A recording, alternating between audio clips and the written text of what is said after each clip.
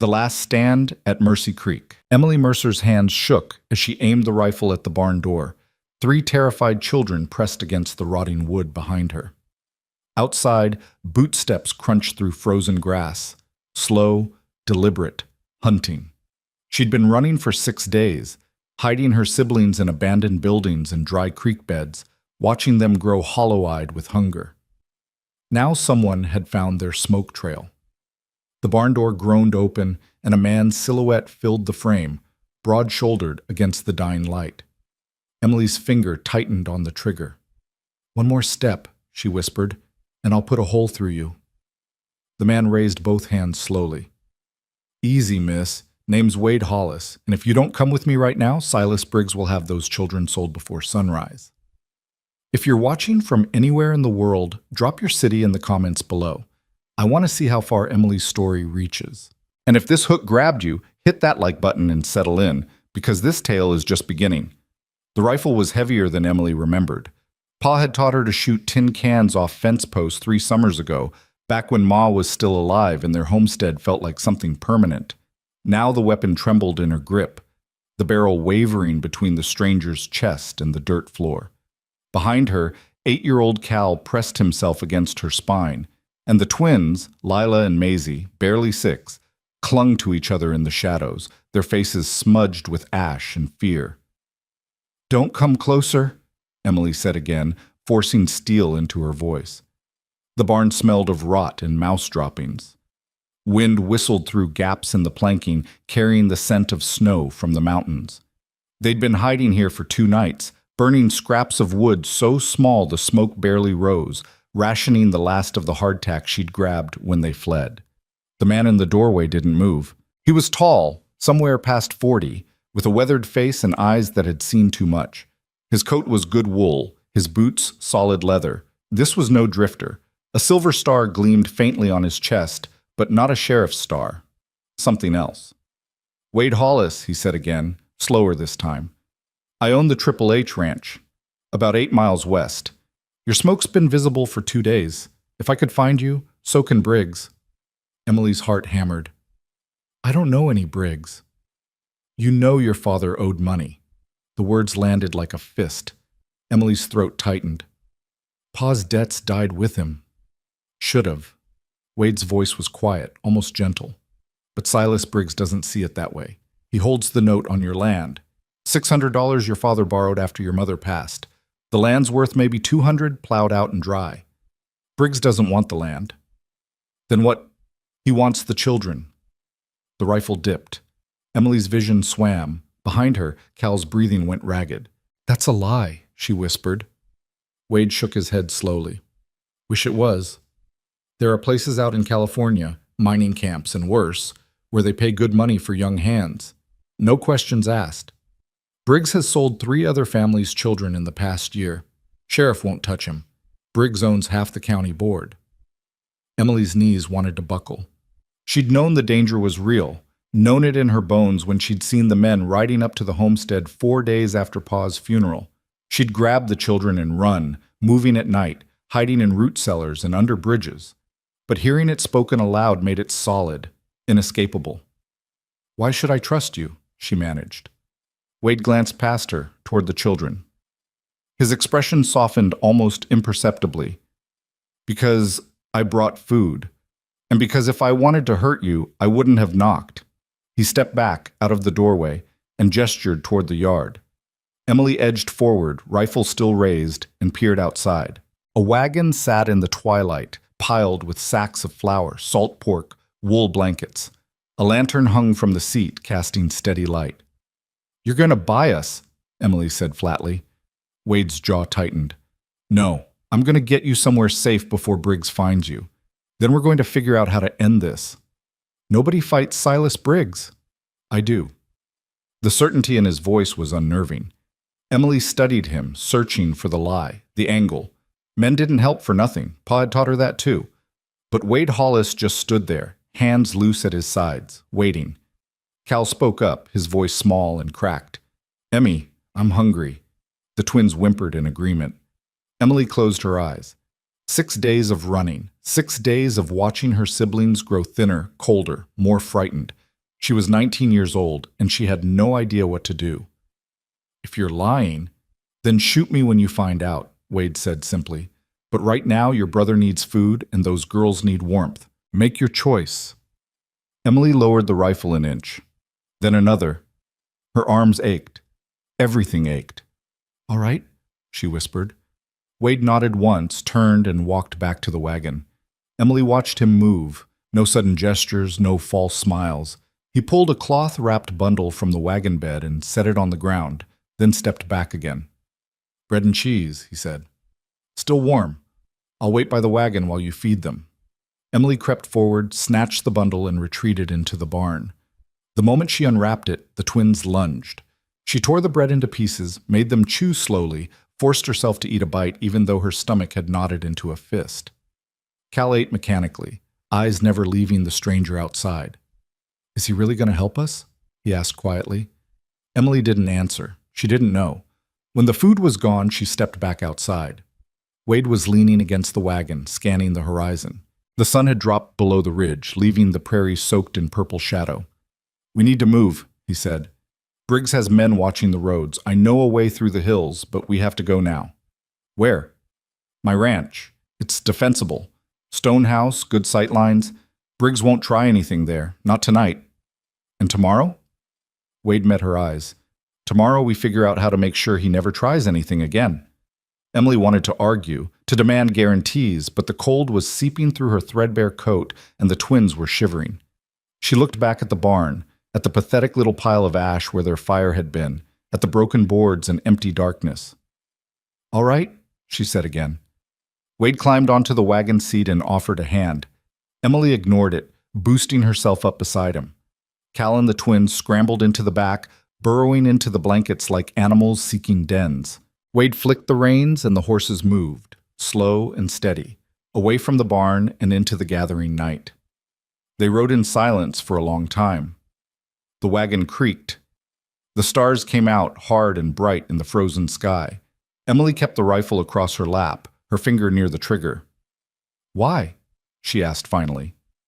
Wade didn't look at her. Why what? Why help us? You don't know us. This isn't your fight. His hands tightened on the reins. For a moment she thought he wouldn't answer. Then he said, very quietly, I had a family once. Wife, 2 boys. Beaver took them 8 years ago. I didn't save them. Maybe I can't save you either, but I'm damn well going to try. The rawness in his voice silenced her.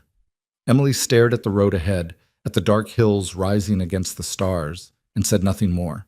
They traveled for over an hour, cutting through gullies and narrow passes Emily had never seen. Wade clearly knew this country, every rock and turning. Finally, they crested a ridge and Emily saw lights below, a sprawling ranch house built of stone and timber, with barns and corrals spread out behind it. Smoke rose from the chimney, warm and welcoming. Triple H, Wade said, home. As they descended toward the house, Emily felt something unknot in her chest, not trust, not yet, but something close to hope. Then Wade went rigid beside her. Get down, he said sharply. Emily dropped flat on the wagon seat, heart racing. What? Riders, coming up from the south. She risked a glance. 5 shapes moved through the darkness, spread out in a line, blocking the road ahead. Wade pulled the wagon to a halt and set the brake. His hand moved to his coat, came out holding a revolver. Stay here, he said. No matter what happens, you stay with the children. Wade, but he was already climbing down, walking forward into the open space between the wagon and the riders. Emily shifted, rifle ready, watching. The riders stopped 20 yards out. One of them walked his horse forward, a thin man in an expensive coat, his face sharp and cruel in the moonlight. Wade Hollis, the man said, his voice smooth as oil. Didn't expect to see you playing nursemaid.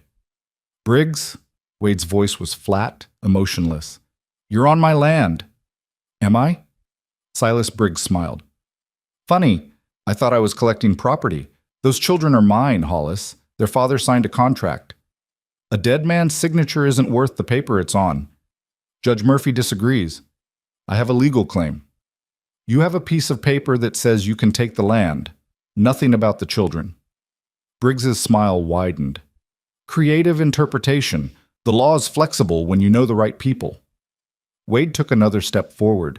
His gun was still holstered, but his hand hovered near it. You're not taking them. You gonna stop me? You and what army? Just me. The other riders shifted in their saddles. Emily could see guns on their hips, rifles in their scabbards. Wade was outnumbered 5-1. Briggs laughed, high and sharp. You always were stubborn, Hollis. But you're not stupid. Give me the children and I'll forget you interfered. Keep them, and I'll come back with the law and take your ranch too. Try it. Briggs's smile vanished. You think you're untouchable because you have money? I own this county. I own the sheriff, the judge, half the merchants in town. You're one man. One man who knows where you buried Thomas Garrett. The silence was sudden and absolute. Briggs's face went pale, then flushed dark red. You're bluffing. Am I? Wade's voice was soft, deadly. Spring of '71, you and 2 others, north of Cedar Bluff by the old mine shaft. You thought nobody saw, but somebody did. And if anything happens to me, that information goes to the federal marshal in Denver. Briggs's horse danced sideways, picking up on his rider's tension. The other men looked at each other, uncertain. You have no proof, Briggs said, but his voice shook. Don't need proof to start an investigation. Just need a name and a location. How long do you think your friends on the county board will protect you once federal men start digging? Emily held her breath. The night seemed to hold its breath with her. Briggs stared at Wade, his hand creeping toward his gun. Don't, Wade said quietly. Because the moment you draw, my foreman puts a bullet through your spine. He's watching from the ridge with a Sharp's rifle. And Ben doesn't miss. Briggs froze. His eyes flicked to the darkness behind Wade, searching. Emily looked too, saw nothing, but the bluff was perfect, the threat believable. Slowly, Briggs lowered his hand. His smile returned, but it was brittle now, forced. This isn't over, Hollis. No, Wade agreed, but it's over for tonight. Get off my land. For a long moment, nobody moved. Then Briggs jerked his reins, turning his horse. The other riders followed, melting back into the darkness. Emily watched them go, her hands shaking so hard she nearly dropped the rifle. Wade stood there for a full minute after they'd gone, staring into the night. Then he turned and walked back to the wagon, climbed up beside her. His face was gray. That man Ben with the rifle, Emily said quietly. Is he real? Wade shook his head. I don't have a foreman, haven't for 3 years. Then we got lucky, and luck runs out. He picked up the reins. Come on, let's get you inside. The wagon rolled forward again down the last slope toward the ranch house. As they pulled into the yard, the front door opened and a small woman emerged. Chinese, gray-haired, wearing a practical wool dress and an apron. She took one look at the children in the back of the wagon, and her face softened. Mrs. Lynn, Wade said, climbing down. We have guests. Mrs. Lynn nodded once and moved to the wagon, helping the twins down with gentle hands. Cal followed, stumbling with exhaustion. Emily climbed down last, still clutching the rifle. Inside, Mrs. Lynn said, her English accented but clear. Hot water, food, beds. She herded the children toward the house like a mother hen. Emily started to follow, then looked back at Wade. He was unhitching the horses, moving slowly, his shoulders slumped. Thank you, she said. Wade didn't look up. Don't thank me yet. Briggs meant what he said. This isn't over. I know. He'll come back with more men, maybe the law, maybe just hired guns. I know, Emily said again, but tonight we're safe. Tonight the children are warm. That's more than we had this morning. Wade finally met her eyes. In the lamplight from the house, she could see how tired he was, bone-tired, soul-tired. Whatever ghosts he carried, they weighed heavy. Go on inside, he said softly. I'll be in shortly. Emily nodded and turned toward the house. The door was open, golden light spilling out onto the porch.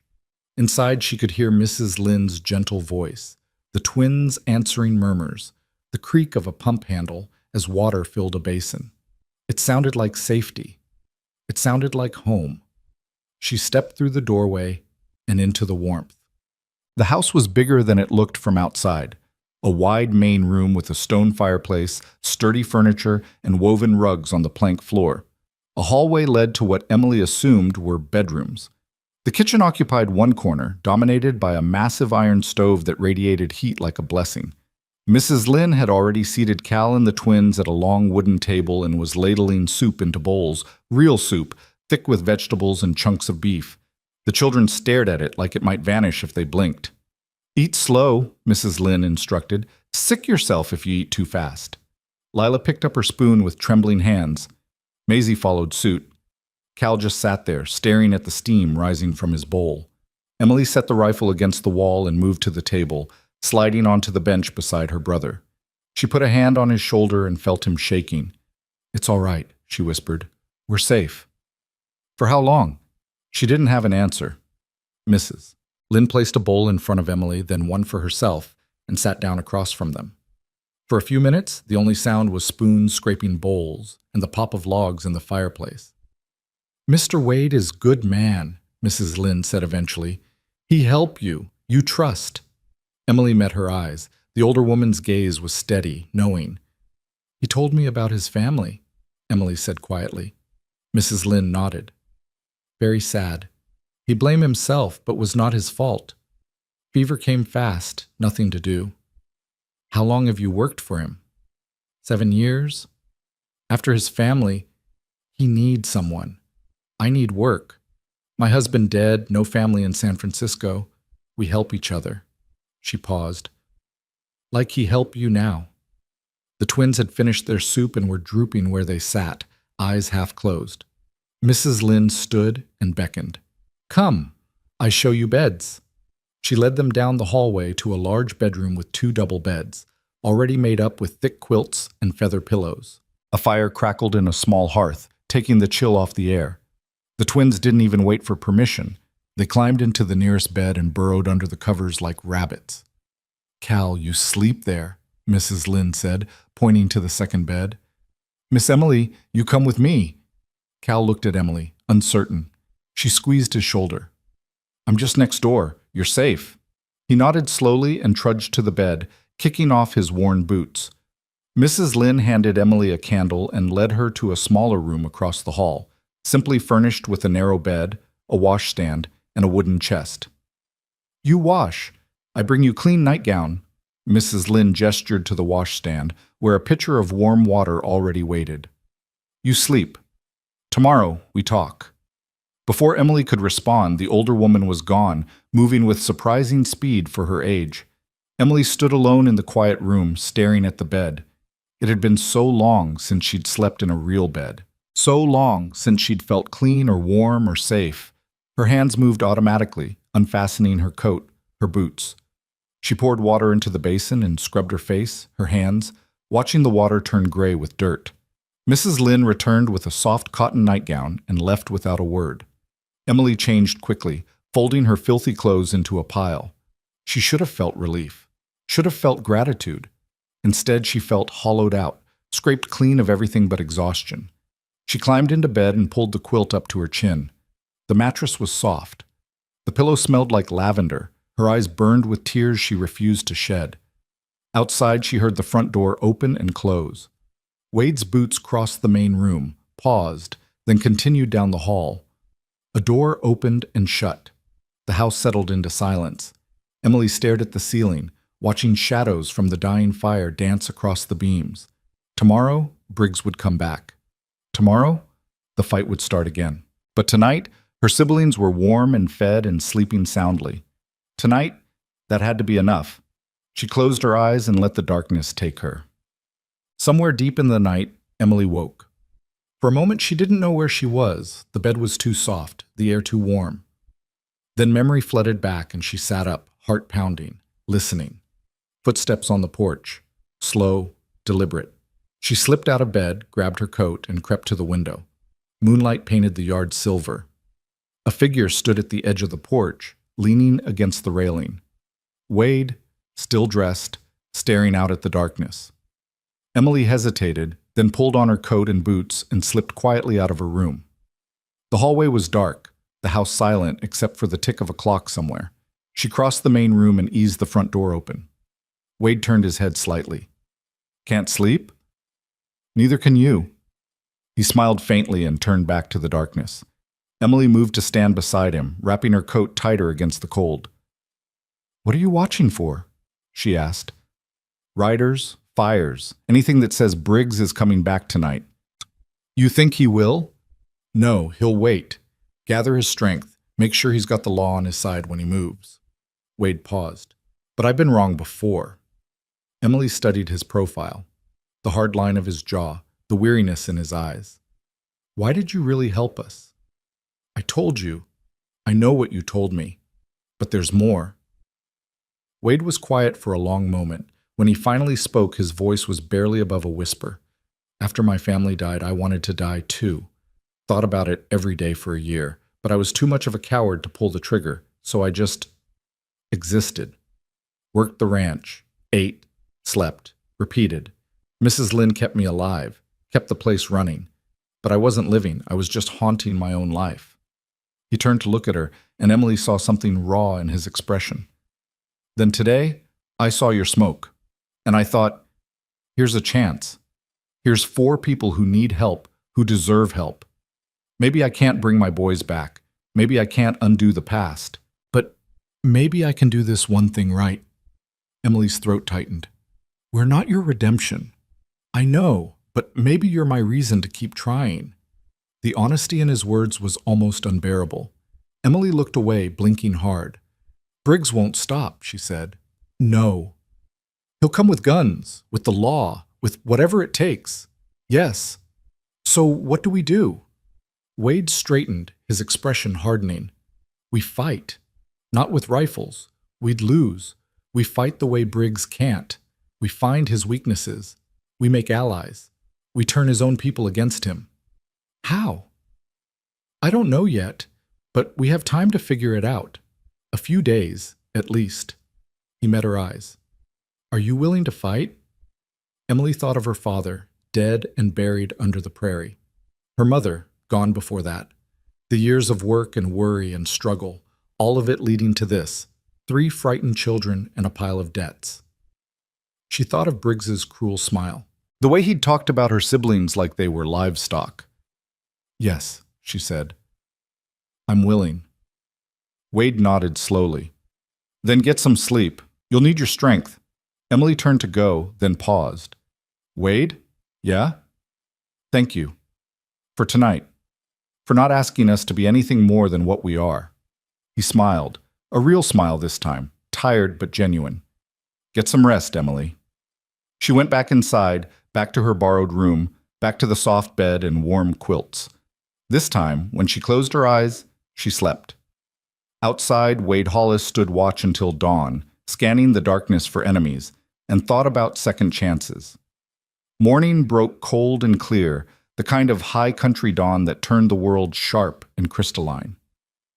Emily woke to voices in the main room, low, urgent tones that pulled her from sleep like a hook. She dressed quickly in her own clothes, still grimy but at least dry now, and emerged to find Wade and Mrs. Lynn standing by the window, looking out toward the road. "How many?" Wade asked. 3, maybe 4. Mrs. Lynn's voice was calm, but her hands were tight on the curtain edge. "They not come close, just watching." Emily moved to the window and peered out. Sure enough, distant figures on horseback sat motionless on the ridge above the ranch, silhouetted against the pale sky. Too far to identify, but close enough to send a message. "Briggs's men," Wade said quietly. "He's putting pressure on us. Wants us to know we're being watched." "What do we do?" Emily asked. "Nothing. Let them watch. We've got work to do inside." He turned from the window with the kind of deliberate calm that came from years of controlling fear. Mrs. Lynn moved to the stove and began pulling out pans, eggs, bacon. The smell filled the room, rich and grounding.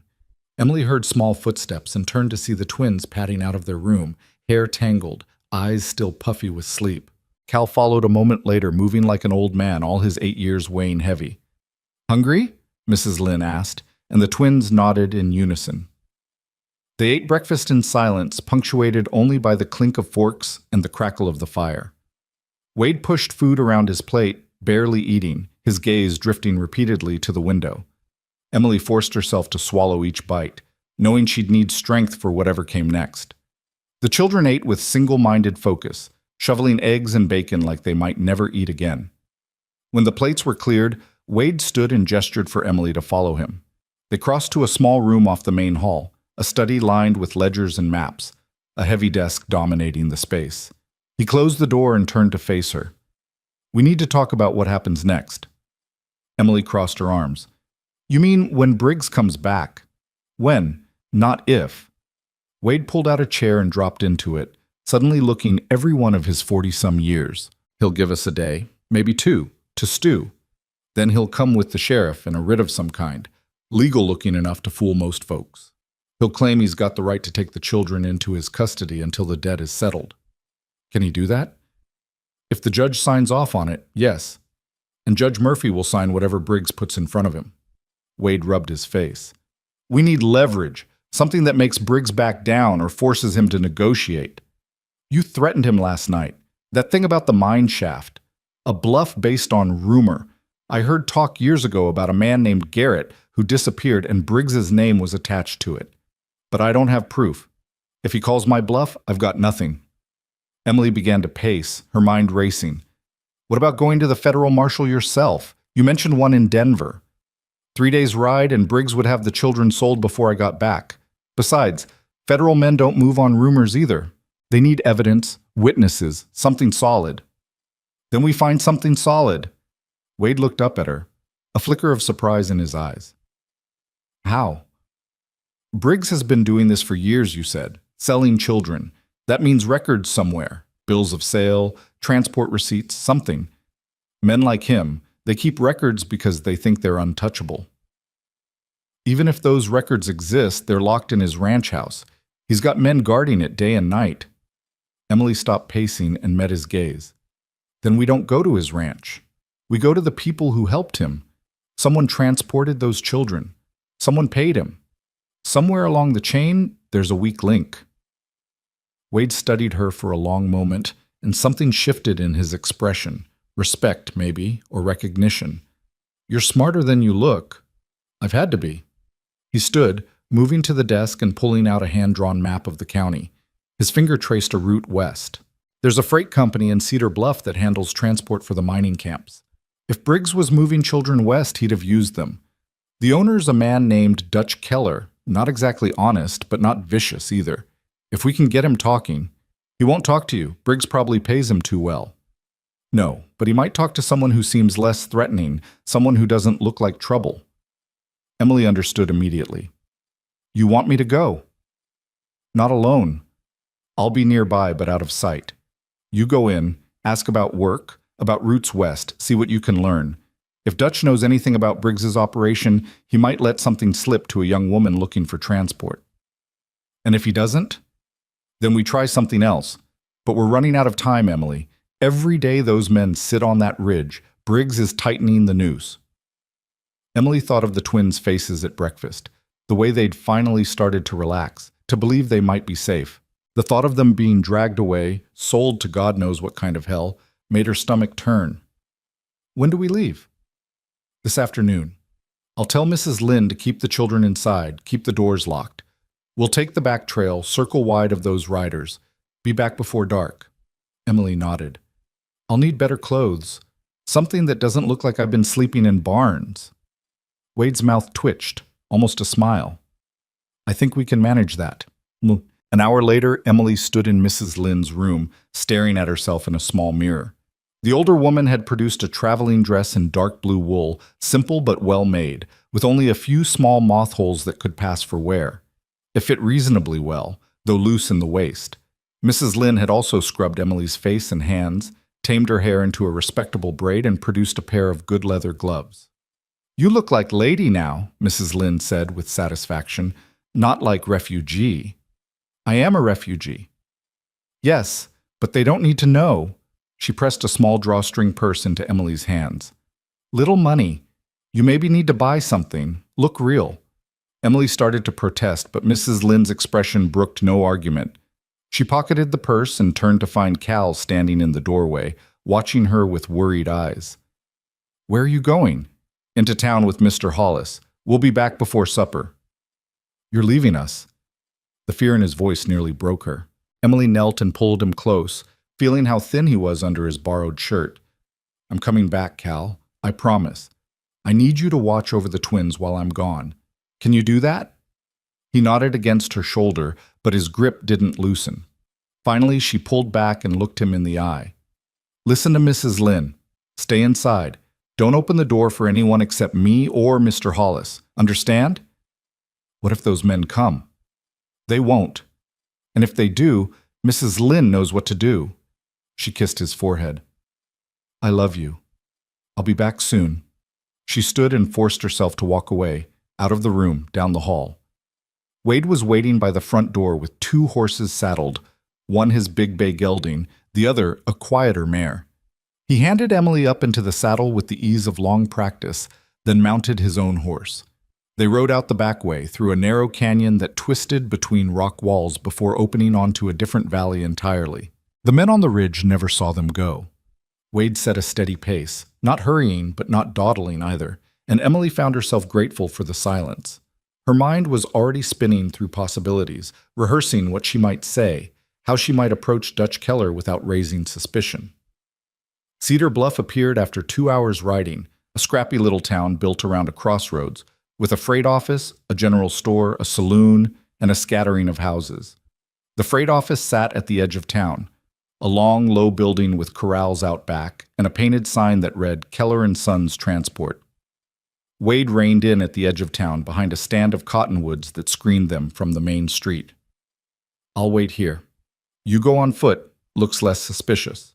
Ask about Passage West, say you're trying to get to family in California. See what he offers, what he says. If it feels wrong, walk away." Emily dismounted and handed him the reins. "What if he recognizes me? Briggs might have sent descriptions around. You look different now, clean, respectable, not a desperate girl with 3 kids in tow." Wade paused. "But be careful. Dutch isn't violent, but he's greedy.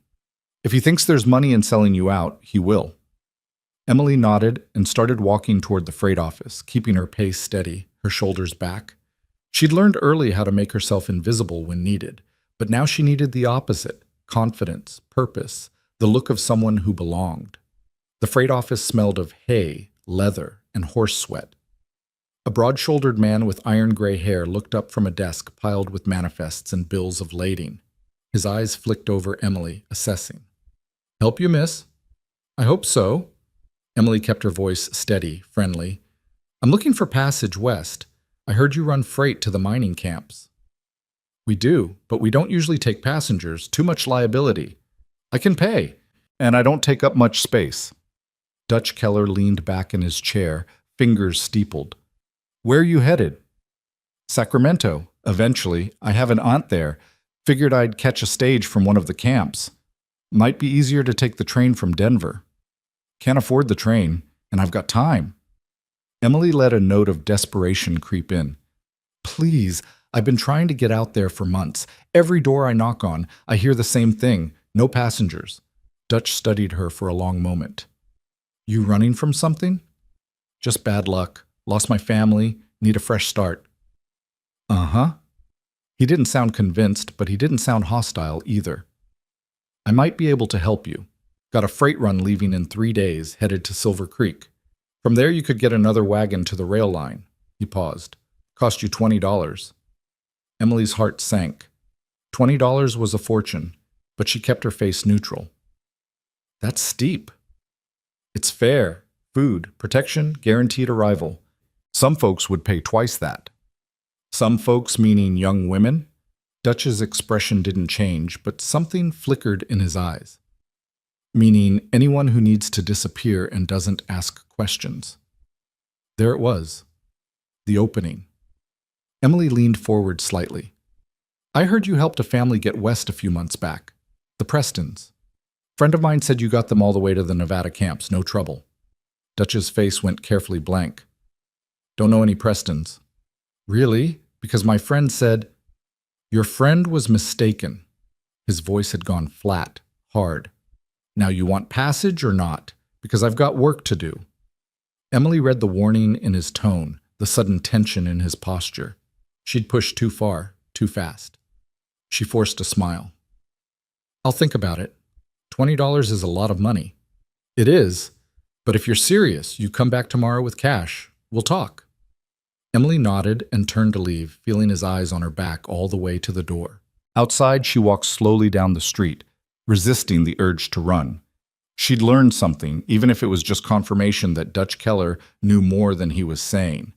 She was halfway back to the cottonwoods when a voice called out behind her. "Miss!" Emily turned. A young man stood in the alley beside the freight office, maybe 20, thin, with nervous eyes. One of Dutch's sons, she guessed. "You asked about the Prestons," he said quietly. Emily's pulse quickened. "You know them?" "Knew them. Hauled them west 6 months ago. 3 kids, parents both dead. Mr. Briggs paid my father to take them to a camp outside Virginia City, said they had family there." He swallowed hard. "They didn't have family. Briggs sold them to a mine operation. I found out later. Kids were working underground 12 hours a day." Emily felt sick. "Why are you telling me this?" "Because I was there when we dropped them off. Saw the look on the littlest one's face when she realized what was happening." His voice cracked. "I tried to tell my father it was wrong, but he said business was business. I haven't been able to sleep right since." "Do you have proof? Records?" "My father keeps ledgers, every transport, every payment. It's all written down. Names, dates, amounts. He thinks nobody will ever look, that Briggs has everyone too scared." "Where are the ledgers?" "In the office. Locked drawer in the desk." He glanced back toward the building. "I can't get them. He'd know it was me, but if someone else—" "I understand." Emily met his eyes. "Thank you for telling me." He nodded and slipped back into the alley, disappearing like smoke. Emily turned and walked quickly toward the trees where Wade was waiting. Her hands were shaking. Wade took one look at her face and dismounted. "What happened?" She told him everything, the conversation with Dutch, the encounter with the son. Wade listened without interrupting, his expression growing darker with each sentence. "Ledgers," he said finally. "That's what we need. Proof in Briggs's own handwriting, with Dutch's records to back it up." "The son can't get them. Dutch would know." "Then we have to." Wade stared toward the freight office, calculating. "Tonight, after dark. I'll go in, find the desk, get the ledgers. That's breaking and entering. If you're caught, if I'm caught, I'll deal with it. But we need those records, Emily. It's the only way to stop Briggs." Emily wanted to argue, to find another way, but she knew he was right. They were out of options and out of time. "I'm coming with you." "No. I'm smaller. I can get through a window easier, and if something goes wrong, 2 sets of hands are better than 1. Wade looked like he wanted to argue, but finally he nodded. "We'll come back after midnight. In and out, fast and quiet." They rode back to the ranch in silence, the weight of what they were planning pressing down like a physical thing. When they arrived, the men were still on the ridge, still watching. Mrs. Lynn met them at the door, her face tight with worry. "Children, fine, but men come closer this afternoon. Ride down to fence line, look around, then leave." "They're testing our defenses," Wade said grimly, "seeing how close they can get." Emily went to find the children and found them in the main room, the twins drawing pictures on scraps of paper while Cal sat at the window, keeping watch like a small soldier. Her heart ached at the sight. "Emmy!" Lila jumped up and ran to her, Maisie close behind. "We were good. We stayed inside like you said." "I know you were. I'm proud of you." She hugged them both, then looked at Cal. "You too. Good job keeping watch." He gave her a tired smile. "When can we stop hiding?"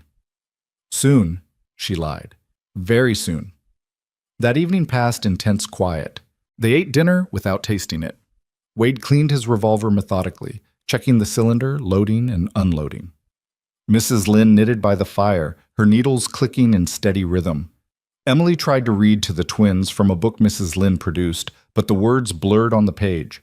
Finally, she put the children to bed, tucking them in tight, kissing each forehead. Cal grabbed her hand as she turned to go. "You're leaving again, aren't you?" Emily hesitated, then nodded. "Just for a little while. I'll be back before you wake up. Promise?" "Promise." She pulled free gently and left the room before he could see her face.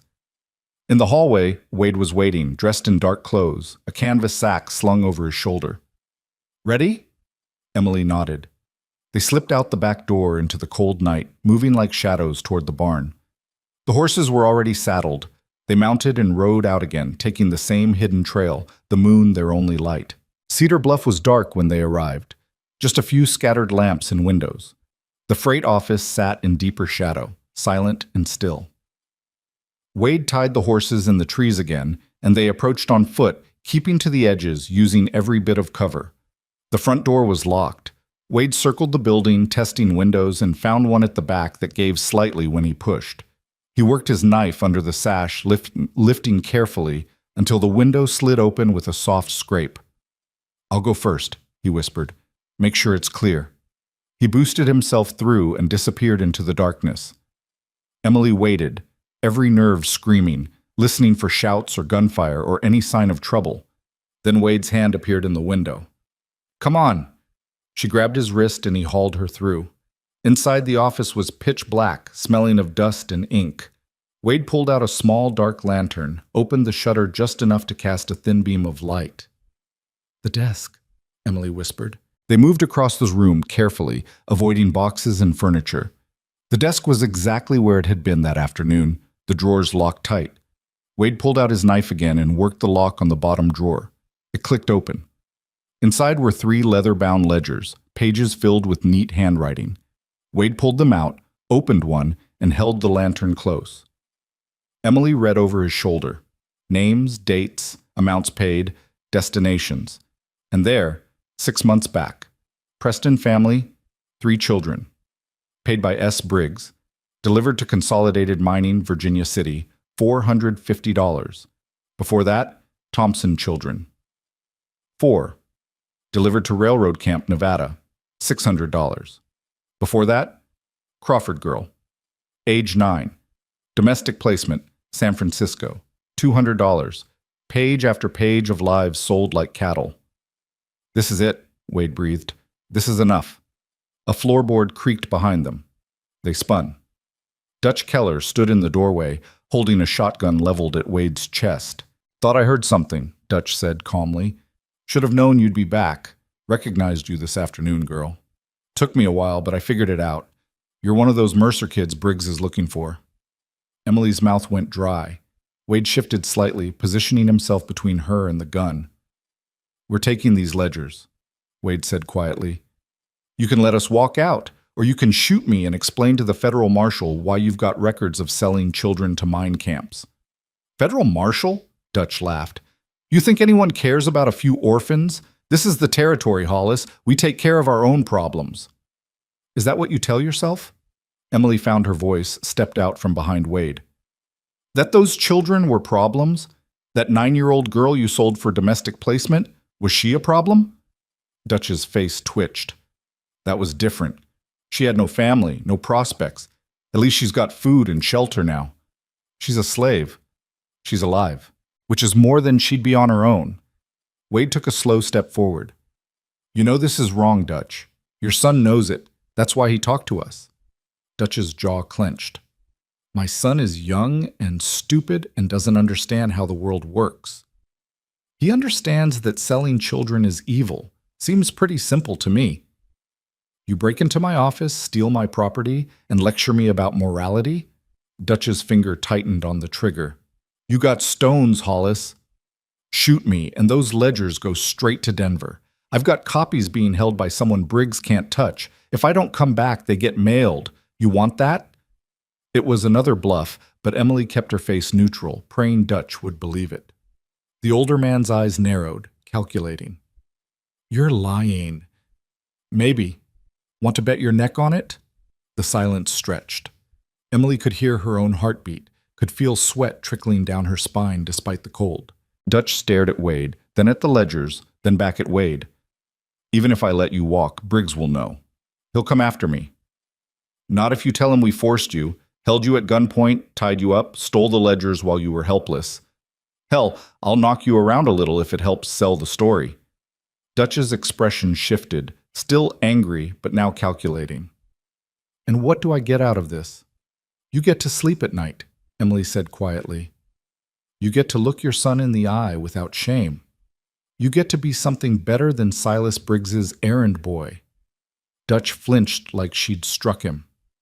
For a long moment he stood there, the shotgun wavering slightly. Then, slowly, he lowered it.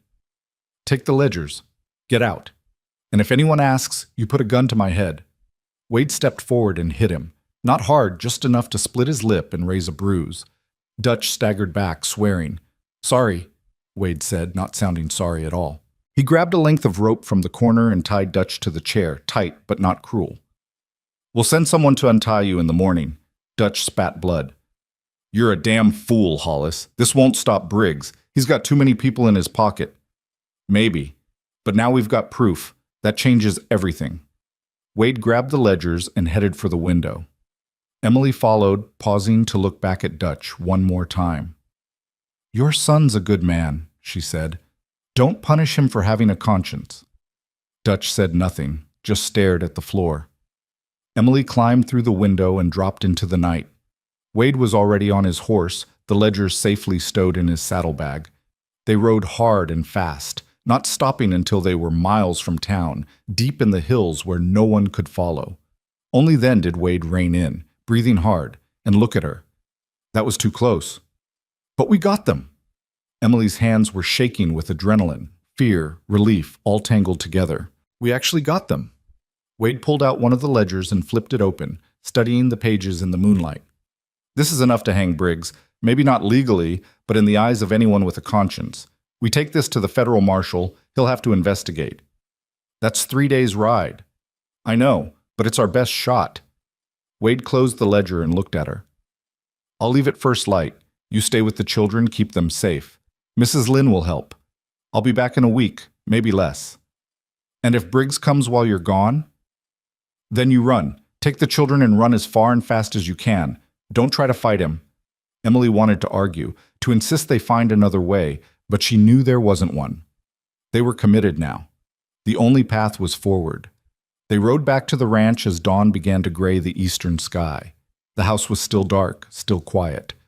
Wade took the horses to the barn while Emily slipped inside, past the sleeping children, past Mrs. Lynn dozing in her chair by the fire. She made it to her room and collapsed on the bed, still dressed, too exhausted to even remove her boots. Outside, the first birds began to sing. On the ridge above the ranch, Briggs's men watched and waited, patient as vultures. Emily woke to shouting. She bolted upright, heart hammering, and rushed to the window. Below, in the yard, Wade stood facing a line of riders. Not 5 this time, but 12, spread in a wide semicircle that blocked every escape route. At their center sat Silas Briggs on a black stallion, looking like a judge about to pronounce sentence. Behind him, wearing a tarnished badge, was a heavy-set man Emily didn't recognize. She pulled on her boots and ran for the main room. Mrs. Lynn was already there, standing at the window with a rifle in her hands, her face carved from stone. The children huddled together on the far side of the room, Cal's arms wrapped protectively around the twins. "What's happening?" Emily demanded. "Emily, Sheriff came," Mrs. Lynn said quietly. "With Briggs. They want you and children." Emily's stomach dropped. She moved to the window and looked out. Wade's voice carried clear in the cold morning air. "You have no authority here, Morton. This is my property." The heavy-set man shifted in his saddle. "I got a writ from Judge Murphy, Hollis, legal claim on those Mercer children. They're to be remanded to Mr. Briggs's custody until their father's debts are settled." "Their father is dead. The debt died with him." "Law says different." Sheriff Morton pulled a folded paper from his coat and waved it. "Says here the debt transfers to surviving family members. That includes the children." "Children can't be held liable for debts. That's not law. That's slavery." Briggs spoke up, his voice smooth as silk. "It's complicated, Hollis, but the judge has made his ruling. The children come with us today, or you'll be charged with obstruction and harboring fugitives." Wade stood perfectly still, his hand resting near his revolver. Emily could see the calculation in his posture, the terrible math of 12 guns against 1. She couldn't let him die for them. She moved toward the door. Mrs. Lynn caught her arm. "No, you go out there, they take you." "They'll take us anyway. At least this way Wade lives." "Mr. Wade has plan. You trust." Emily wanted to believe her, But looking at the odds in the yard, she couldn't see how any plan would work. She pulled free of Mrs. Lynn's grip and opened the door, stepping out onto the porch. Every head turned. Briggs smiled. "Miss Mercer, how good of you to join us. Saves us the trouble of dragging you out." Emily ignored him, looking only at Wade. His face was tight with anger, with fear for her. She walked down the steps and stood beside him. "I'll go with you," she said clearly, "but the children stay here." Briggs laughed. "That's not how this works, girl. The writ says all four of you. The writ is illegal, and you know it. You want to steal children to sell them to mines and brothels, but you're too much of a coward to admit it." The smile vanished from Briggs's face. "Careful with your accusations." "Why? You going to shoot me in front of the sheriff? In front of witnesses?" Emily took a step forward. "Or are you going to pretend this is legal just a little longer?" Sheriff Morton cleared his throat uncomfortably. "Miss, the law is the law. I'm just enforcing it." "You're enforcing nothing. You're helping a criminal kidnap children for profit." Emily's voice rang across the yard. "And when the federal marshal in Denver sees the ledgers we took from Dutch Keller's office, everyone's going to know exactly what you are." The silence that followed was absolute. Briggs's face went white, then purple. His hand dropped to his gun. "You're bluffing," he said, but his voice shook. Wade spoke quietly. "She's not. We have the ledgers. Every transaction, every child you sold, every dollar you made. Names, dates, destinations. It's all written down in Dutch's neat handwriting, co-signed by you. Those ledgers are private property. Those ledgers are evidence of human trafficking, and they're already on their way to Denver." Another bluff.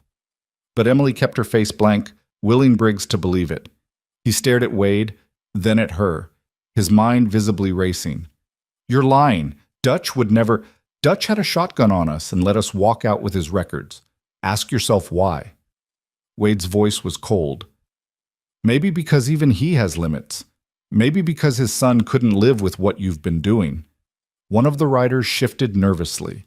Another exchanged glances with the man beside him. Emily could see doubt spreading through the group like cracks in ice. Sheriff Morton leaned forward. "Briggs, if there's evidence of—" "There's no evidence," Briggs snapped. "They're lying to buy time." "Then you won't mind if we wait for the federal marshal to arrive," Wade said. "If we're lying, he'll say so. If we're not—" He let the sentence hang. Briggs's hand tightened on his reins. His horse danced sideways, picking up on the tension. For a long moment, nobody moved. Then Briggs smiled, a terrible smile, full of rage and calculation. "You think you're clever, Hollis. You think you've won, but all you've done is make this personal." He raised his voice, addressing the men behind him. "Change your plans, boys. We're not taking the children today. We're coming back tonight with enough men to burn this ranch to the ground. And when we're done, there won't be enough left of Wade Hollis to fill a whiskey bottle." He jerked his horse around and spurred it toward the ridge. The other riders followed, all except Sheriff Morton, who sat his horse looking deeply uncomfortable. "That was a threat of arson and murder," Wade said quietly. "You heard it." Morton's face flushed. "I didn't hear nothing, and you'd be wise to remember that Mr. Briggs has a lot of friends in this county. And you'd be wise to remember that threatening a federal witness is a hanging offense." The sheriff's eyes widened slightly. "You're bluffing about those ledgers. Ride to Denver and find out. Ask for Marshal James Holloway. Tell him Wade Hollis sent you. See what he says." Morton looked like he wanted to argue, but something in Wade's face stopped him. He turned his horse and rode after the others, leaving Wade and Emily standing alone in the yard. The moment the riders disappeared over the ridge, Wade's shoulders sagged. He turned to Emily, and she saw the fear in his eyes, real fear, bone deep. "We don't have until tonight," he said quietly. "Briggs won't wait. He'll come back in an hour, maybe two, with enough men to overwhelm us. Then we run, load the wagon, take the children, get as far as we can before— Before what? We can't outrun them, not with 3 small children and a wagon." Wade looked back at the house, where Mrs. Lynn stood on the porch with the rifle still in her hands.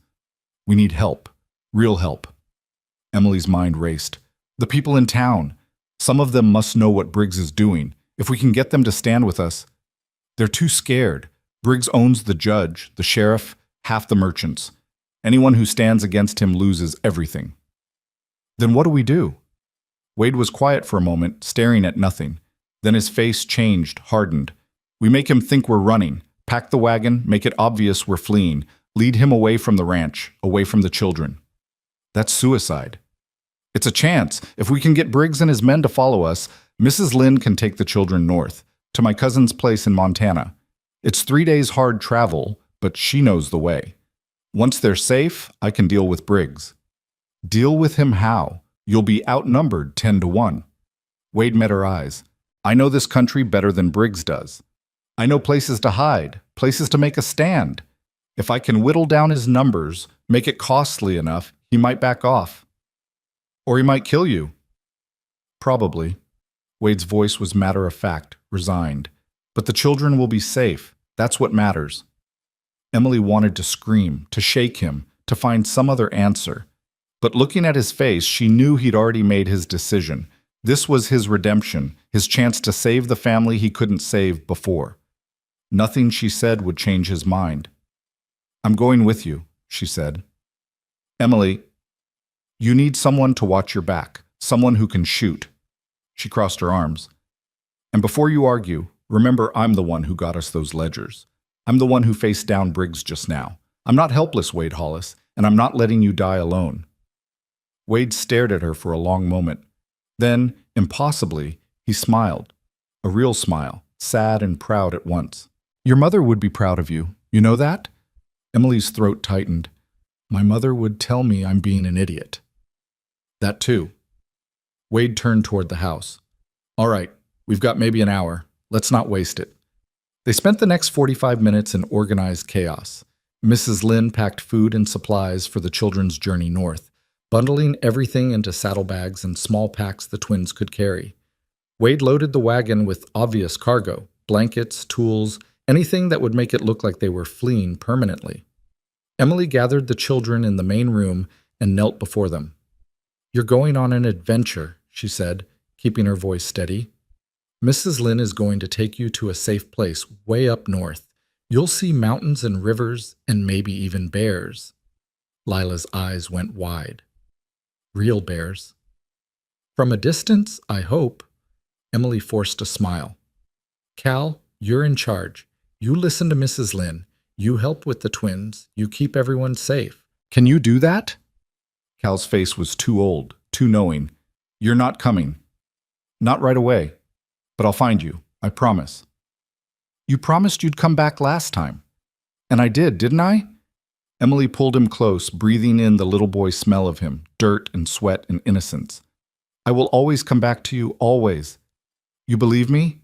He nodded against her shoulder, but she felt his tears soaking through her dress. The twins started crying too, clinging to her legs. Emily held them all, memorizing the weight of them, the warmth, praying this wouldn't be the last time. Finally, Mrs. Lynn touched her shoulder gently. Time to go. Emily kissed each child, Cal's forehead, Lila's cheek, Maisie's nose, and stood. Be brave. Be smart. Be safe. Mrs. Lynn led them toward the back door, where 3 horses stood saddled and waiting. Cal would ride with Mrs. Lynn, the twins sharing the second horse with supplies strapped to the third. Emily watched from the porch as they mounted up, as Mrs. Lynn checked the stirrups and tightened the cinches. Wade appeared beside her. She'll get them through. She's tougher than she looks. I know. Emily's voice cracked. I know. They watched until the small group disappeared into the trees, heading north toward the hidden trails only Wade and Mrs. Lynn knew. Then the ranch was empty, silent except for the wind. Wade turned to Emily. Last chance to change your mind. Not a chance. Then help me finish loading the wagon. We need to make this convincing. They worked quickly, piling more supplies into the wagon bed, hitching the horses. Wade grabbed the ledgers from his study and tucked them into a leather satchel, which he slung across his body. Emily collected weapons, the rifle, Wade's spare revolver, a shotgun from the barn, and all the ammunition they could carry. When everything was ready, they climbed onto the wagon seat. Wade took the reins and looked at the ranch house one last time, at the stone walls and good timber, at the home he'd built after losing everything. Might not see it again, he said quietly. Then we better make sure we do. He smiled slightly and snapped the reins. The wagon lurched forward, down the main road this time, visible to anyone watching. They weren't subtle about it. They wanted Briggs to see them running. They traveled maybe 3 miles when Emily spotted the dust cloud behind them. Riders, moving fast, closing the distance. "Here they come," Wade said grimly. "How many?" "Hard to say. At least 15, maybe more." Emily checked the rifle, made sure it was loaded. Her hands were steady now. Her fear transformed into something colder, sharper. If this was how it ended, she'd make it count. The riders drew closer, close enough that Emily could make out individual faces. Briggs led the pack, his expression murderous. Beside him rode men she didn't recognize, hard-faced and armed to the teeth. Hired guns, probably. Men who killed for money and didn't ask questions. Wade urged the horses faster, the wagon bouncing over ruts and stones. They were heading into the hills now, toward the narrow canyons and steep grades. Dangerous country for a wagon, but it would slow the riders too. A shot cracked behind them. Emily flinched as the bullet whined past. "Warning shot," Wade said. "They want us alive. At least until they get those ledgers." "What if we destroy them? Burn them right here?" "Then we have no leverage, and they kill us anyway." Wade hauled on the reins, turning the wagon sharply onto a side trail. "Hold on." The trail climbed steeply, winding between rock outcroppings. The horses labored, foam flecking their sides. Behind them, the riders had to slow, picking their way single file through the narrow passage. Emily twisted in her seat and fired, not to hit, but to make them keep their distance. One of the riders returned fire. The bullet splinged off a rock inches from the wagon wheel. "They're getting bolder," Emily said. Wade didn't answer. His jaw was set, his eyes fixed on the trail ahead. Emily saw what he was aiming for, a cluster of boulders near the top of the ridge, offering cover and high ground.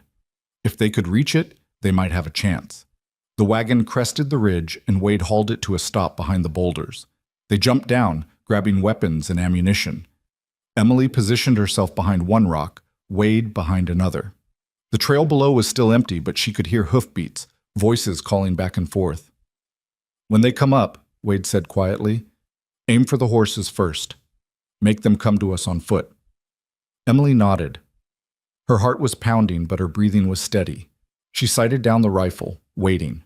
The first rider appeared around the bend, one of Briggs's hired men, scanning the ridge above. Emily squeezed the trigger. The shot echoed like thunder. The rider's horse screamed and went down, throwing its rider hard into the rocks. The man didn't get up. More riders surged forward. Wade fired twice, methodically, and 2 more horses fell. The riders scattered, diving for cover, shouting orders. Gunfire erupted from below, bullets ricocheting off the boulders, kicking up dust and rock chips. Emily reloaded and fired again. Again. The noise was deafening. Gun smoke stung her eyes. She lost track of time, lost track of everything except the rhythm. Aim, fire, reload. Then Wade grunted and fell back. Emily's heart stopped.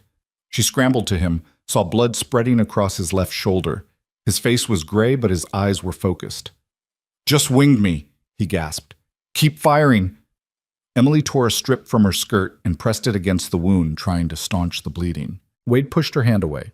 "No time. They're regrouping for a rush. Get back to your position." She wanted to argue, but knew he was right.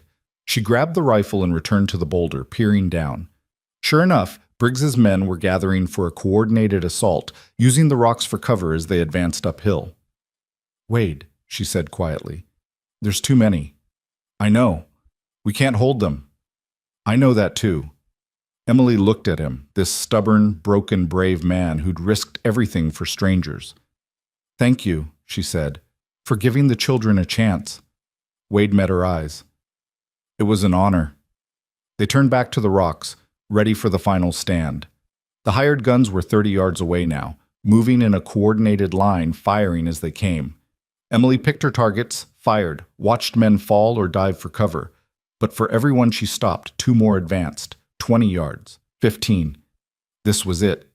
Emily's hands were shaking now, her ammunition running low. Beside her, Wade fired his revolver one-handed, his wounded shoulder useless. 10 yards. Emily closed her eyes for a fraction of a second, thought of Cal and the twins, safe with Mrs. Lynn. Thought of her parents, waiting somewhere beyond. Thought. Gunfire erupted from behind them. Emily spun, expecting more attackers, but instead she saw riders pouring over the opposite ridge. A dozen men, maybe more, firing down into Briggs's forces. At their head rode a young man she recognized, Dutch Keller's son. The hired guns scattered, caught between two fires. Briggs screamed orders, but his voice was lost in the chaos. Two of his men threw down their weapons. Another took a bullet and fell. The tide was turning.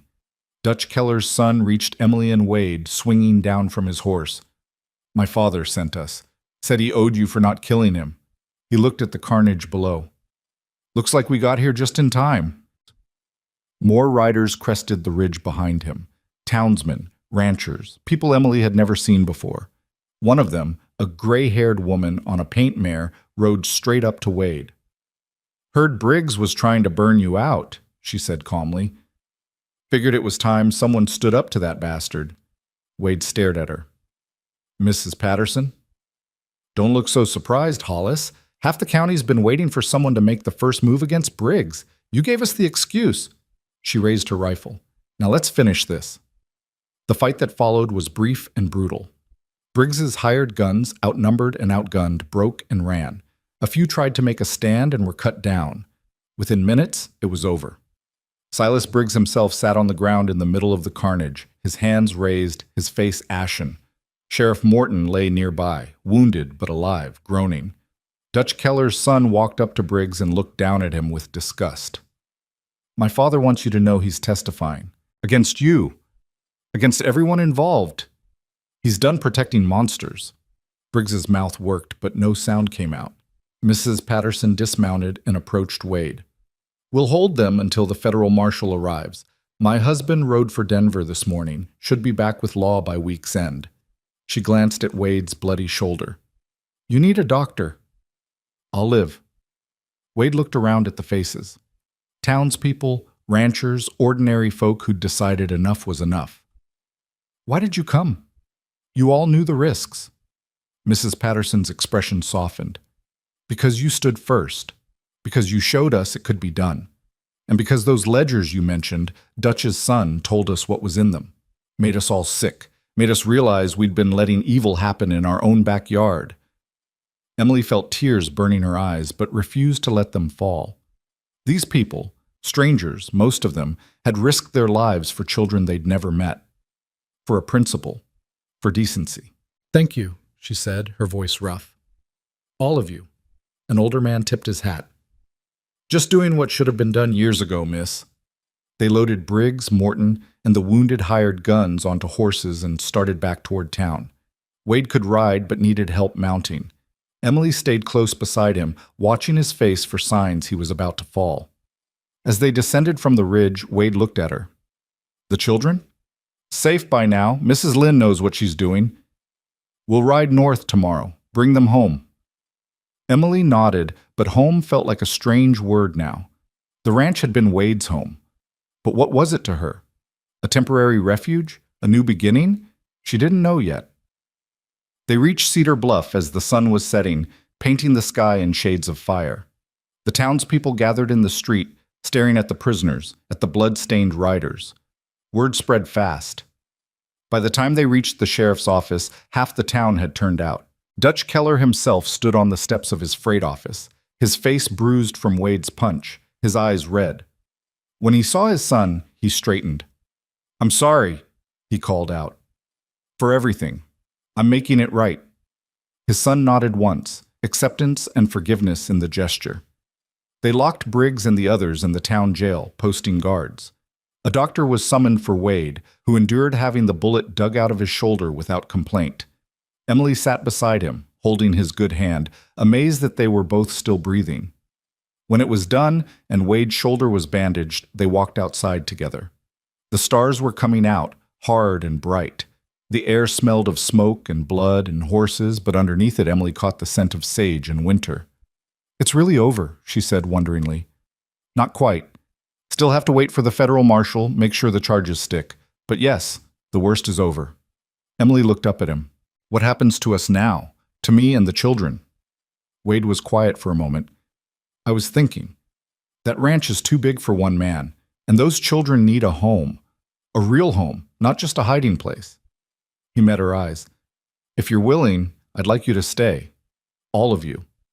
Help me turn that ranch into something worth keeping. As what? Hired help? As family.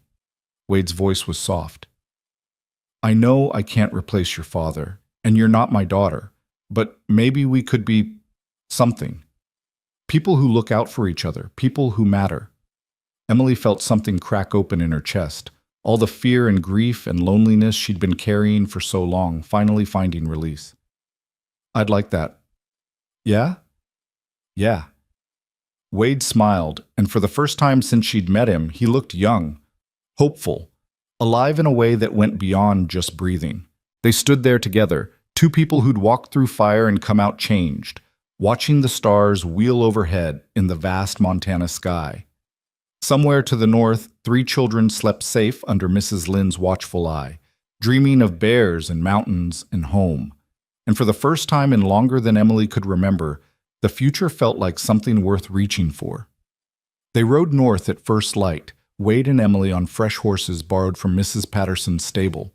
Wade's shoulder was stiff and painful despite the laudanum the doctor had given him, but he refused to wait another day.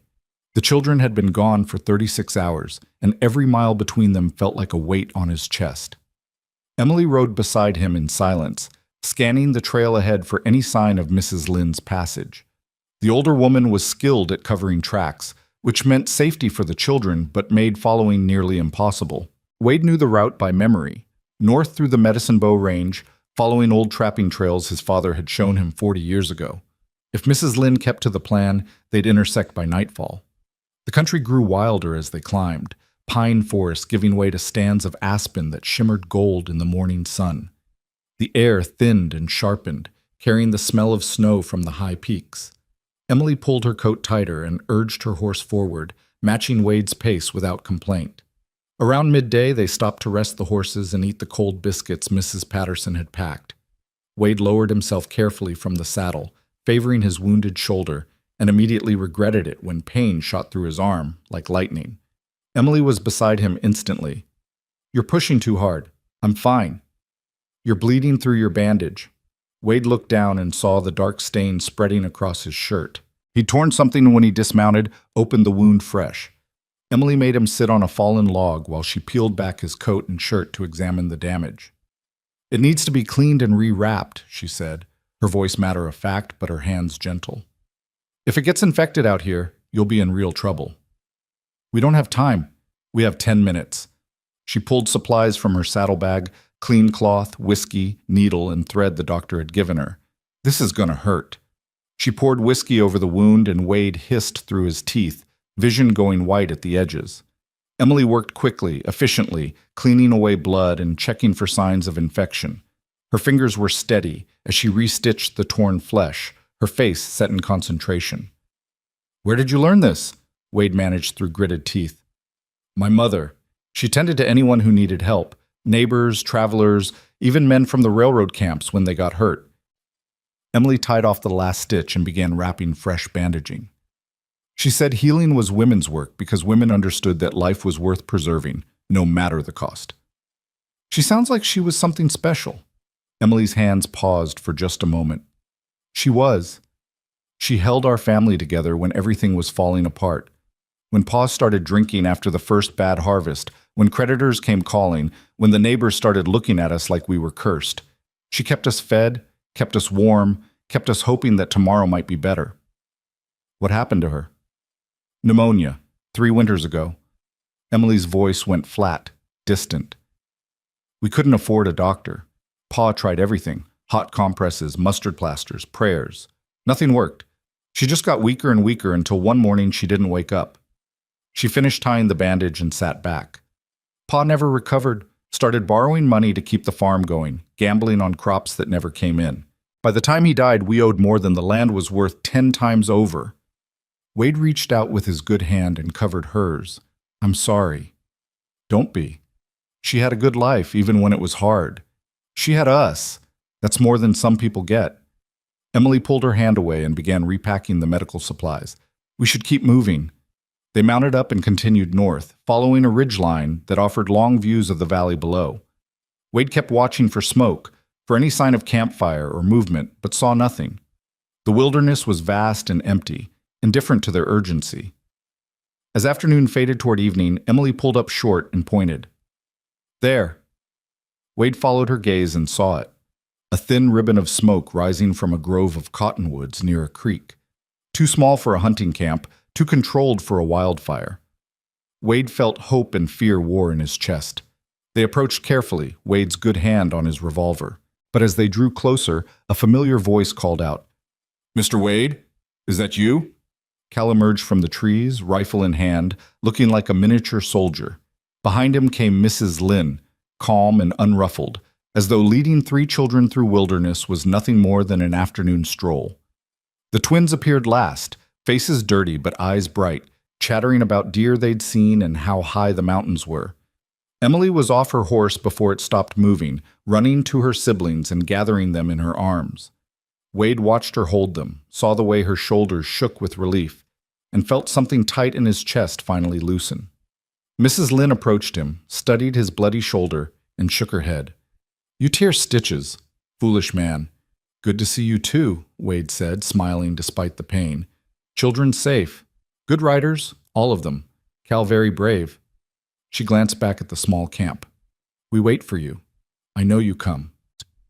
They made camp together as darkness fell, building up the fire now that stealth was no longer necessary. Mrs. Lynn produced a pot and made stew from dried meat and wild onions she'd gathered. The twins sat close to Emily, never quite letting her out of reach, while Cal peppered Wade with questions about the fight, the prisoners, whether Briggs was really going to jail. "He's going somewhere worse than jail if the federal marshal has his way," Wade said.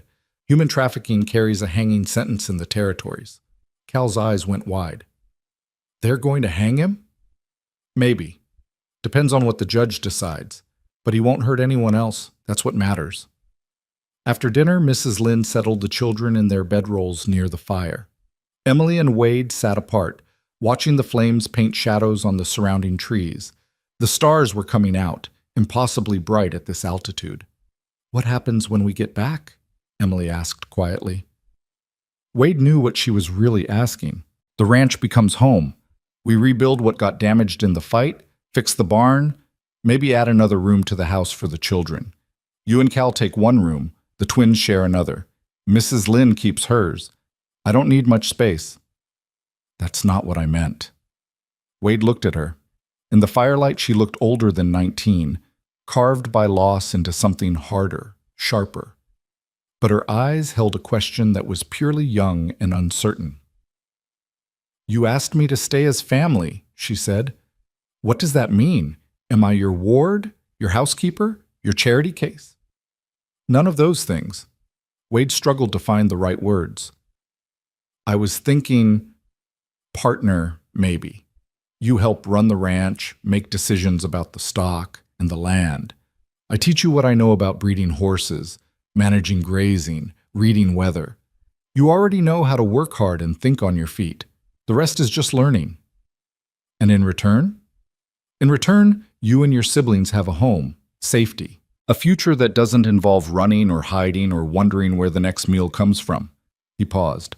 "But if that doesn't sit right with you, if you want something different, we'll figure it out. I'm not trying to own you, Emily. I'm trying to give you choices." Emily stared into the fire for a long time. "My whole life, men have tried to tell me what I'm worth. Pa said I was worth a husband and children someday, that my job was to be pretty and quiet and useful. The creditors said I was worth whatever they could squeeze from our land.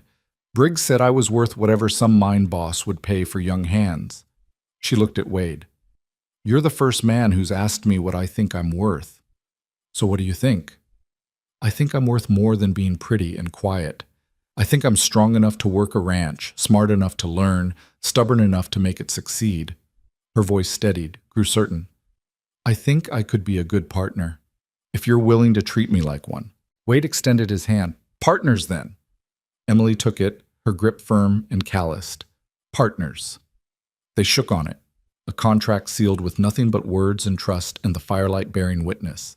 Across the camp, Mrs. Lynn watched them and smiled to herself, pleased in a way that had nothing to do with words. They stayed at the camp one more night to let Wade's shoulder rest and the children recover from their ordeal. The next morning dawned clear and cold, frost painting the grass white. They broke camp efficiently, everyone knowing their role now, and headed south toward home. The journey took 2 days. They traveled slowly, mindful of Wade's injury and the children's shorter stamina. At night they camped under the stars, telling stories around the fire. Cal wanted to hear about the fight again and again, hungry for the details of how ordinary people had stood up to Briggs. The twins were more interested in the horses, petting the mares and feeding them bits of apple from Mrs. Lynn's supplies. On the second afternoon, they crested the final ridge and saw the ranch spread out below. Stone house still standing, barns intact, the whole place looking solid and permanent against the autumn landscape. Emily reined in beside Wade. "It's beautiful," she said softly. "It's home," Wade corrected. "You're home now, if you want it." They rode down together, a strange little family bound not by blood but by choice and survival and hope. As they approached the house, the front door opened and Mrs. Patterson emerged, followed by Dutch Keller's son and several other townspeople who'd apparently been keeping watch. "Federal Marshal arrived yesterday," Mrs. Patterson called out. "He's got Briggs and Morton locked up tight in Cedar Bluff. Wants to talk to you both when you're ready." "Tomorrow," Wade said, dismounting carefully. "Today we rest." The townspeople helped unload the horses and settled the children inside with hot cider and Mrs. Patterson's famous ginger cookies. Wade found himself pulled into the kitchen where the doctor was summoned once again to check his wound and pronounce it healing well despite Wade's best efforts to tear it open. Emily stood in the main room, watching Cal and the twins explore the house like it was new to them, touching furniture and running their hands along the walls. They were claiming it, she realized, making it theirs through touch and presence. The ranch was becoming home in a way that went deeper than words. That evening, after the townspeople had left and the children were in bed, Emily found Wade on the front porch. He was staring out at the dark hills, his good arm wrapped around his ribs, looking like a man who'd fought a war and lived to tell about it. "You should be resting," she said. "Can't sleep yet. Too much rattling around in my head." Emily settled beside him on the porch rail. "Thinking about your family?" Wade nodded slowly. "Wondering what they'd think of all this, of you and the children, of me trying to be something other than a ghost haunting his own life. I think they'd be proud. Maybe. Or maybe they'd think I was trying to replace them." "You're not replacing anyone," Emily said firmly. "You're honoring them by choosing to live again, to care again, to risk your heart on people who need you. That's not replacement. That's legacy." Wade looked at her, surprise and something like gratitude crossing his face. "When did you get so wise?" "About the time Briggs's men started shooting at me. Mortal danger has a way of clarifying things." She smiled slightly. "Besides, my mother used to say that grief isn't meant to be a prison. It's meant to be a teacher. It teaches us what we loved, what mattered, what we're willing to fight for when it's threatened. Your mother was a wise woman." She had to be. She didn't have the luxury of falling apart." Emily paused. "Neither do we." They sat together in companionable silence, watching the stars wheel overhead. In the distance, a coyote called and was answered. The night was alive with small sounds, wind in the pines, the creak of the barn, the soft breathing of horses in the corral. "Tomorrow, we face the marshal," Wade said eventually. "Make our statements, hand over the ledgers, let justice run its course. And after that? After that, we build. Repair what's broken, strengthen what's weak, make this place into something that can weather the next storm." He looked at her. "You ready for that kind of work?" "I've been ready my whole life." Wade smiled, and in that smile, Emily saw the man he must have been before grief hollowed him out. Strong, capable, alive with purpose. "Then let's get started." The next morning, they rode to Cedar Bluff together, leaving the children with Mrs. Lynn and a loaded rifle. The federal marshal turned out to be a lean, hard-eyed man named Holloway, who listened to their testimony with the focused attention of a predator marking prey. He examined the ledgers page by page, his expression growing darker with each entry. "This is more than enough," he said finally. "Briggs is done. So is Morton and anyone else who helped." He looked at Wade. You did good work here, Hollis. Dangerous work, but good. I had help, Wade gestured to Emily. She's the one who got the ledgers in the first place. Holloway's gaze shifted to Emily, reassessing. That took courage, miss, and quick thinking. The territory needs more people like you. The territory needs more people willing to stand up to men like Briggs, Emily corrected. We just happen to be desperate enough to try. Desperation has its uses. Holloway closed the ledgers and stood. I'll be taking Briggs to Denver for trial. Should hang within the month if the judge is feeling efficient. Morton too, probably, though he might get prison instead. The rest of Briggs's men will scatter. They were hired guns, no real loyalty. Without Briggs's money backing them, they're nothing. What about the children he sold? Emily asked. The ones in the ledgers, can they be found, brought back? Holloway's expression softened slightly. I'll do what I can, but some of them have been gone for years. They might be impossible to trace, or too damaged to bring home. All we can do is try. Emily nodded, accepting the bitter truth. Some things, once broken, couldn't be fixed, but at least the breaking would stop now. That had to be enough. They left the marshal's office and walked through town together. People stopped to stare, to nod respectfully, to call out thanks. Emily found it disconcerting, being recognized, being praised. She'd spent so long trying to be invisible that visibility felt dangerous. You'll get used to it, Wade said quietly, reading her discomfort. I don't want to get used to it. I just want to go home. Then let's go home. They collected supplies from the general store: flour, salt, coffee, fabric for new clothes for the children. The storekeeper refused payment, saying it was the least he could do after what they'd done for the county. Wade argued, but the man was stubborn. Finally, they accepted with as much grace as they could muster and loaded everything onto the wagon.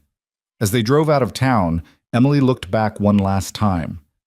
Cedar Bluff looked different now, not threatening, but not quite welcoming either. It was just a place, neutral, full of people trying to survive. Some of them were brave and some were cowards, and most were somewhere in between, just like everywhere else. They reached the ranch by late afternoon and found organized chaos waiting. Mrs. Lynn had put the children to work cleaning, Cal sweeping the porch, the twins dusting furniture with rags nearly as big as they were. The house smelled of lye soap and wood smoke and something baking in the oven. I teach them to help, Mrs. Lynn said with satisfaction. House need many hands to keep clean. The twins ran to Emily immediately, showing off their dusty rags like trophies. Cal tried to look dignified, but couldn't hide his relief at seeing her safe. Emily hugged them all, breathing in the smell of their hair, the warmth of their small bodies. Come help me unload, Wade called from the wagon. Cal ran to help, eager to prove himself useful. Together they carried in the supplies, stacking them in the kitchen and pantry, while Mrs. Lynn directed traffic like a general commanding troops. When everything was unloaded and put away, they gathered around the table for dinner, stew and fresh bread and canned peaches from the cellar. It was simple food, but it tasted like celebration, like victory, like home. After dinner, Wade pulled Emily aside. I want to show you something. He led her to the barn and climbed the ladder to the loft, gesturing for her to follow. Up there, under the peaked roof, was a space that had been cleared out and furnished simply. A bed, a chair, a small table with an oil lamp. Late evening light streamed through the loft door, painting everything gold. I thought maybe Cal could have this, Wade said. Give him his own space. Let him feel like he's got some independence.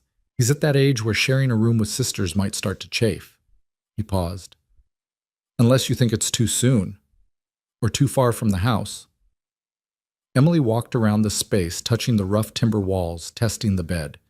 It was perfect, private but not isolated, simple but comfortable. A place for a boy to grow into a young man. He'll love it, she said. Can we tell him tonight? I was hoping you'd say that. They climbed down and found Cal in the house, already getting ready for bed. Wade cleared his throat. Cal, got something to show you. Come on. Cal followed them to the barn, curious and a little wary.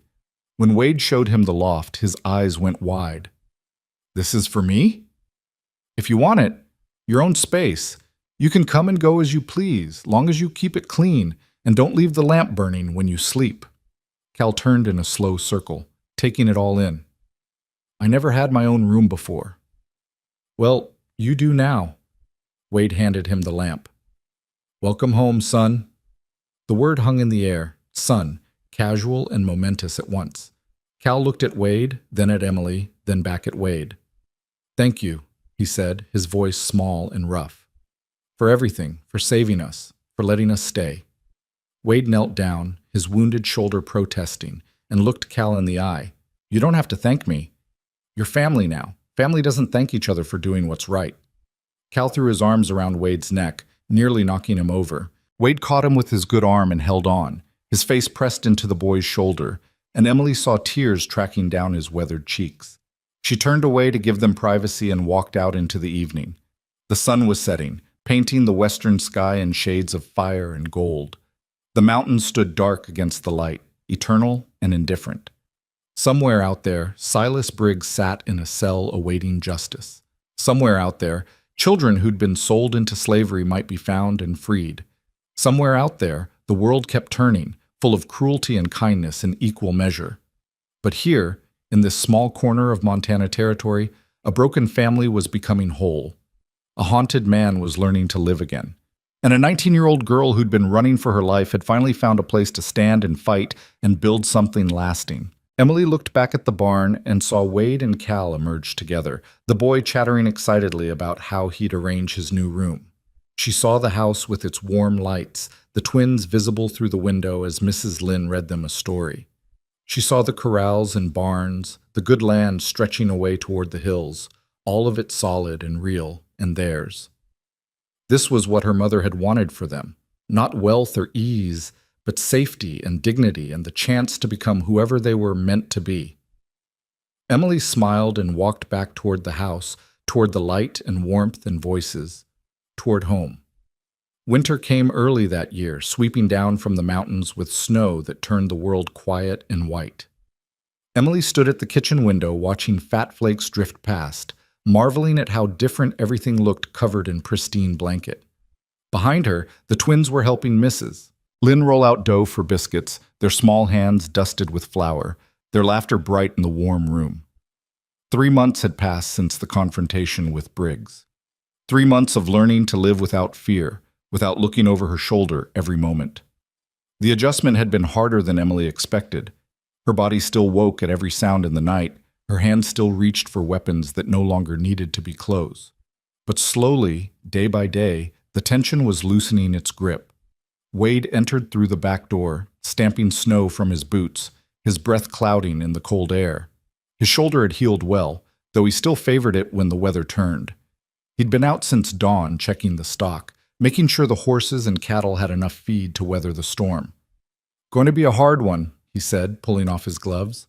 "Temperature's dropping fast. We'll need to bring extra wood in tonight." "Cal's already started," Emily said. "He's been hauling loads all morning." Wade smiled.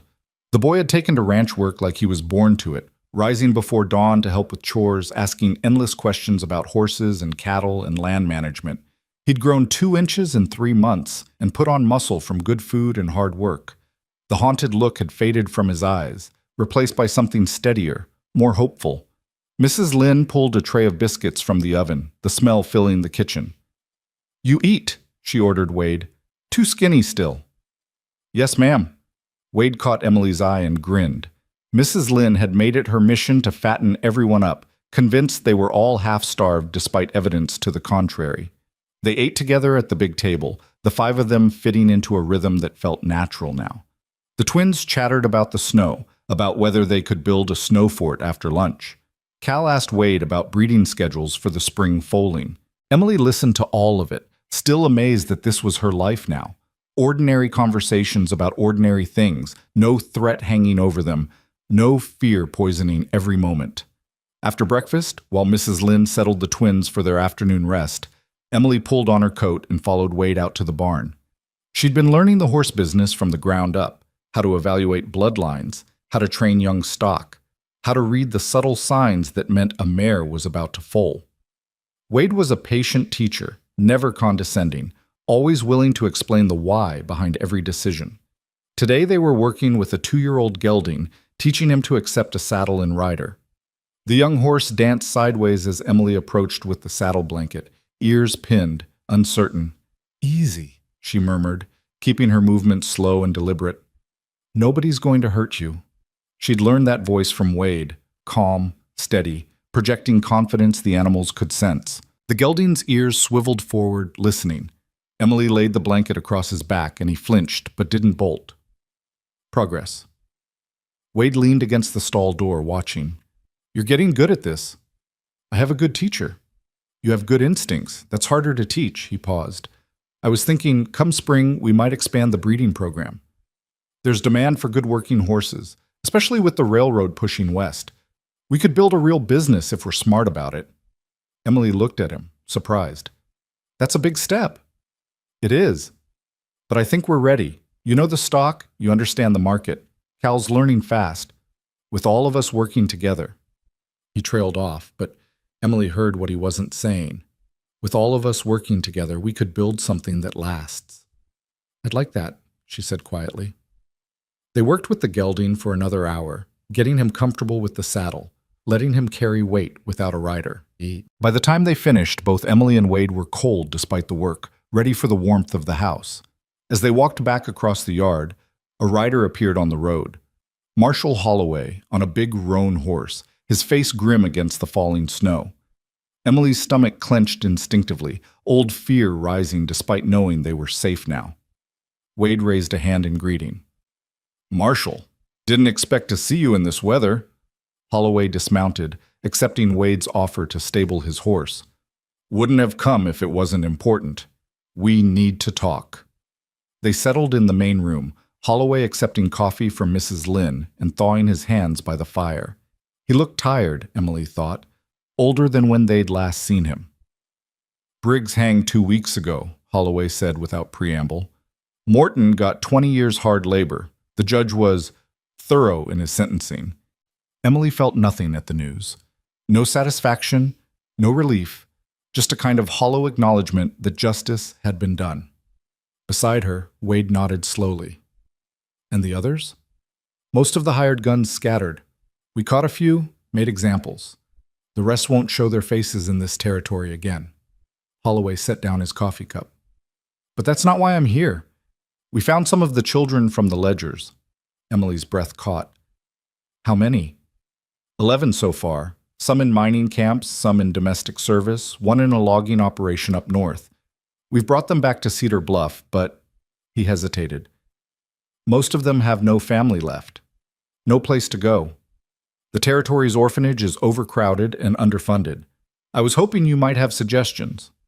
Wade and Emily exchanged glances. She saw her own thought reflected in his eyes. 11 children, lost and alone, needing homes. How old are they? Wade asked. Range from 7 to 15, mix of boys and girls. Some are in rough shape, malnourished, worked too hard, some bearing scars that won't ever fully heal. Holloway's voice was heavy. They need families willing to take damaged kids and give them time to heal. That's asking a lot. What about the townspeople? Emily asked. After what happened with Briggs, surely some of them would be willing. Some are. Mrs. Patterson's already taken in 2 girls. Dutch Keller's family took a boy, but that still leaves 8 without homes. Holloway looked at Wade. I know you've got your hands full already, but I thought if you knew anyone, any ranchers or farmers who might be willing.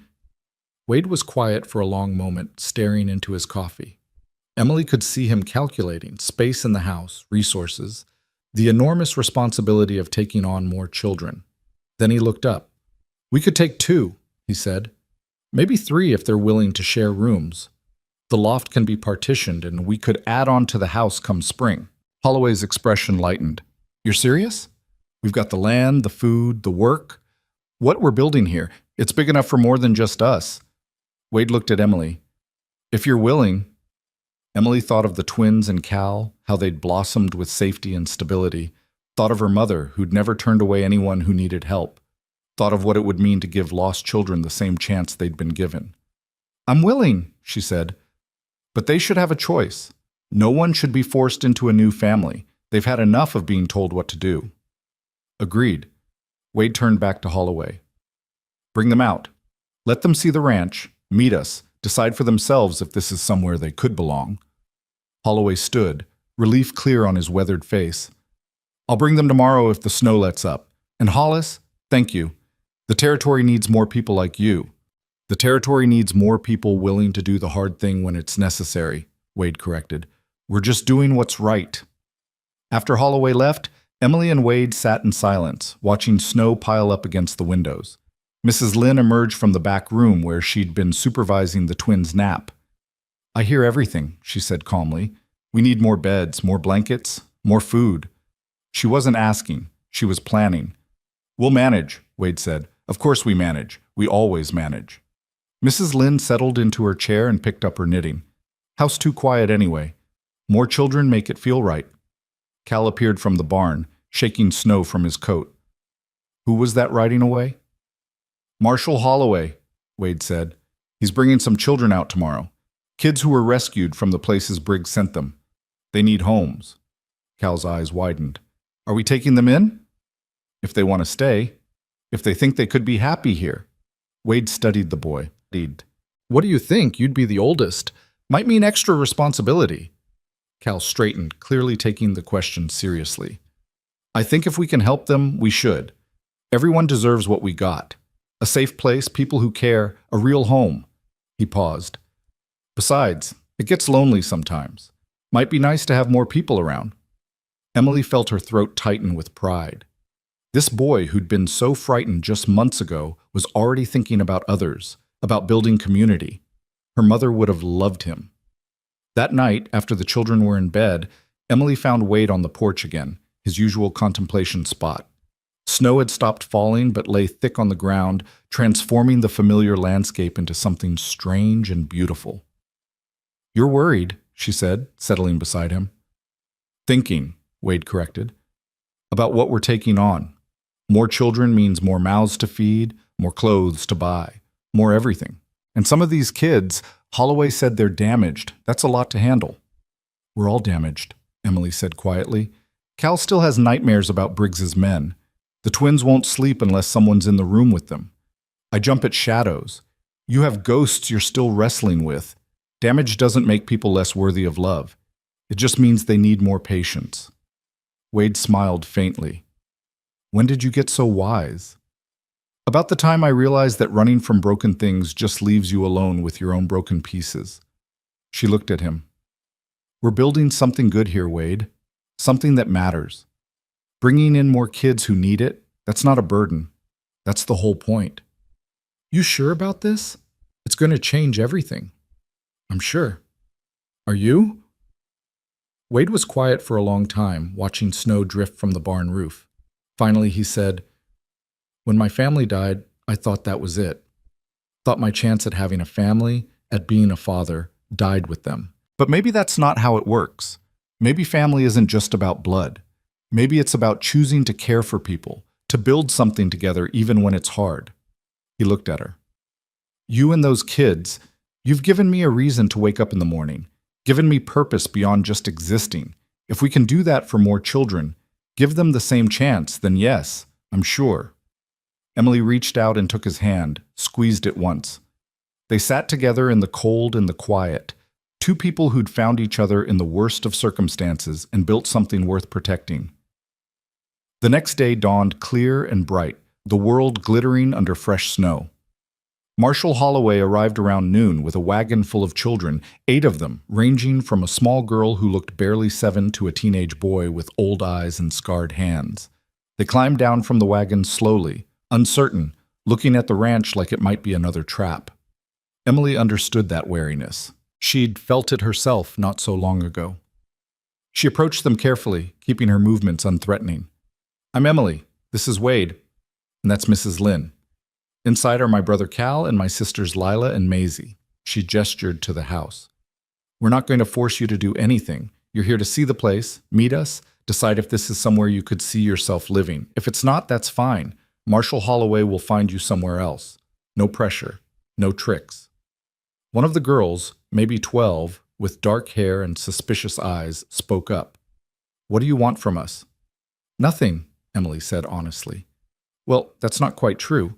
If you stay, you'll have chores. Everyone works here because running a ranch takes all of us.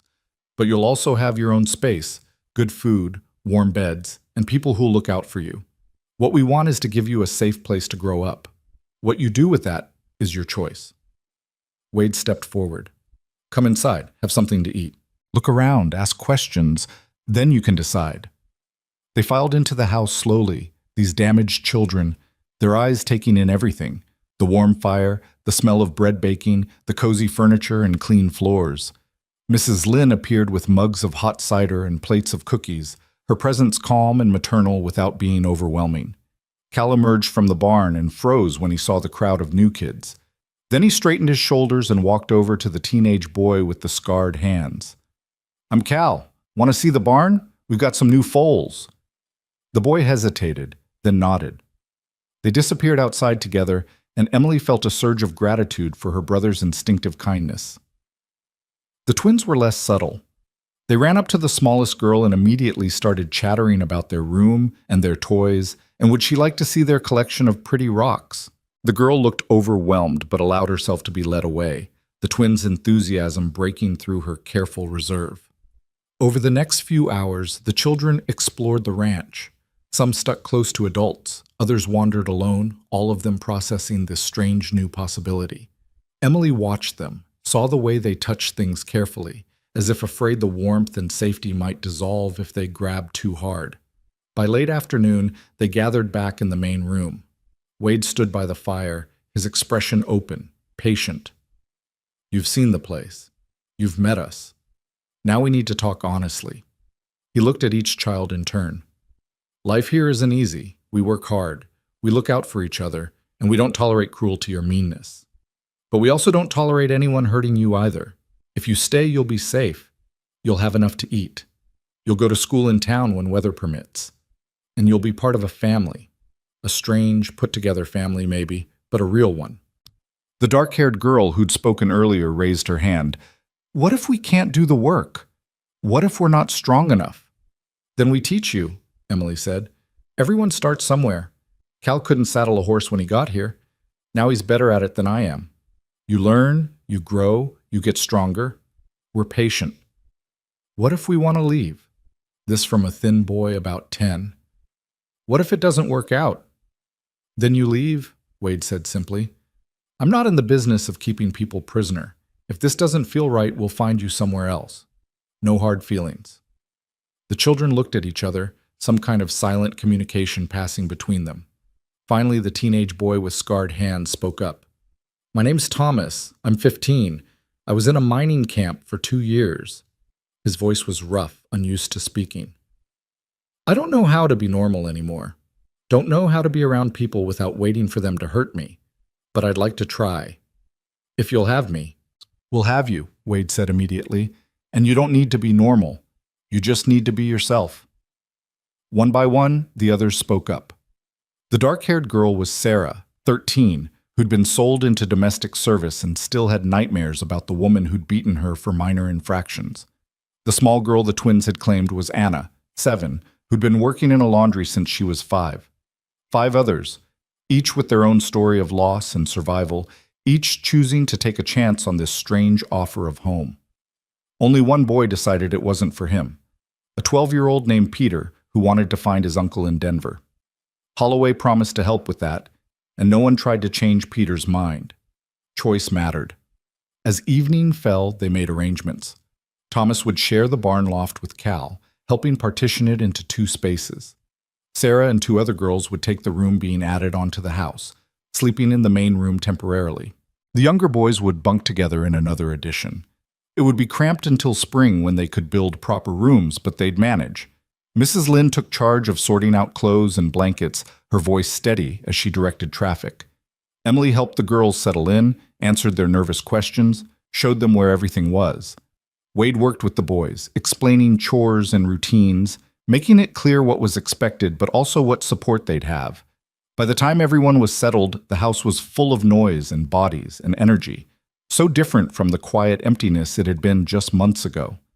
Emily stood in the kitchen doorway, watching children sprawl around the fire, listening to their tentative conversations and occasional laughter, and felt something shift in her chest. This was what her mother had meant about making life mean something. This was what Wade had been searching for when he found them in that barn. This was family, not perfect, not easy, but real and worth fighting for. Late that night, after everyone else had gone to bed, Emily found Wade checking on the stock one last time. The barn was warm from the animals' body heat, sweet with the smell of hay and horses. "Quite a day," she said. Wade laughed quietly. "That's an understatement. We went from 5 to 13 people in one afternoon." "Having second thoughts?" "Not even first thoughts at this point. We're committed now." He leaned against a stall door, watching a mare nuzzle her foal. "But I think it's going to be all right. These kids, they're survivors. They know how to work hard, how to adapt. With time and patience, they'll heal." "So will you," Emily said softly. Wade looked at her, surprise flickering across his face. "What do you mean?" "I mean you've spent 8 years punishing yourself for something that wasn't your fault, hiding from life because living hurt too much. But look around, Wade. Look at what you've built. These children have a future because you chose to care when you could have chosen to stay empty." She moved closer. "You saved my family. Now you're saving more. That's not replacing the family you lost. That's honoring them by making sure their death meant something other than your own destruction." Wade's eyes were suspiciously bright. He cleared his throat roughly. "Your mother raised you well." "She did. And she'd tell you the same thing I am. Grief is a teacher, not a jailer. Learn from it and let it make you kinder, not harder." Wade pulled her into a one-armed hug, the embrace brief but genuine. "Thank you, Emily, for everything. We're partners, remember? That means we look out for each other." They walked back to the house together, through snow that crunched under their boots, beneath stars so bright they hurt to look at. Inside the house glowed with lamplight, warm and welcoming. Through the windows, Emily could see Mrs. Lynn moving about the kitchen, preparing for tomorrow's breakfast. Could hear the faint sound of voices as Cal and Thomas talked in the loft. This was home now. Not perfect, not without challenges, but real and solid and worth everything they'd risked to build it. The winter passed in a blur of adjustment and growth. The new children settled in gradually, learning the rhythms of ranch life, growing stronger on good food and hard work. There were hard days, nightmares that woke the whole house, panic attacks triggered by unexpected sounds, moments when old fears surfaced and threatened to drown fragile progress. But there were good days too. Days when laughter rang through the house, when children played in the snow without looking over their shoulders, when small victories, a shy smile, a shared joke, a reached-out hand, reminded them all why they were doing this. Spring came slowly, snow giving way to mud and then to green grass. They broke ground on the house additions, everyone pitching in to haul timber and mix mortar. Thomas turned out to have a gift for carpentry, his scarred hands steady and precise as he measured and cut. Sarah discovered she loved working with the horses, her gentle patience perfect for training young stock. Anna attached herself to Mrs. Lynn and learned to cook, her small face fierce with concentration as she kneaded bread. By summer, the house had grown to accommodate everyone comfortably. They'd added 2 wings, each with multiple bedrooms, and enclosed a back porch for extra workspace. The ranch was thriving too. The spring foaling had gone well, producing 6 healthy colts they'd be able to sell in a year. Word was spreading about the quality of their stock, bringing buyers from as far as Denver. One evening in late August, as the sun set in shades of gold and pink, they all gathered on the expanded porch for dinner. 13 people crowded around a table Wade and Thomas had built together, passing plates and bowls, talking over each other, arguing good-naturedly about whose turn it was to wash dishes. Emily sat back and watched them, her family, chosen and built from broken pieces and desperate hope. Cal was explaining horse breeding to the younger boys, his voice confident and clear. The twins were giggling with Anna about some secret joke. Sarah was helping Mrs. Lynn serve, moving with the ease of someone who belonged. Thomas sat beside Wade, the two of them discussing plans for a new barn, their heads bent together like father and son. Wade caught her eye across the table and smiled, and in that smile Emily saw everything they'd survived, everything they'd built, everything they still had to do. It wasn't a fairy tale ending.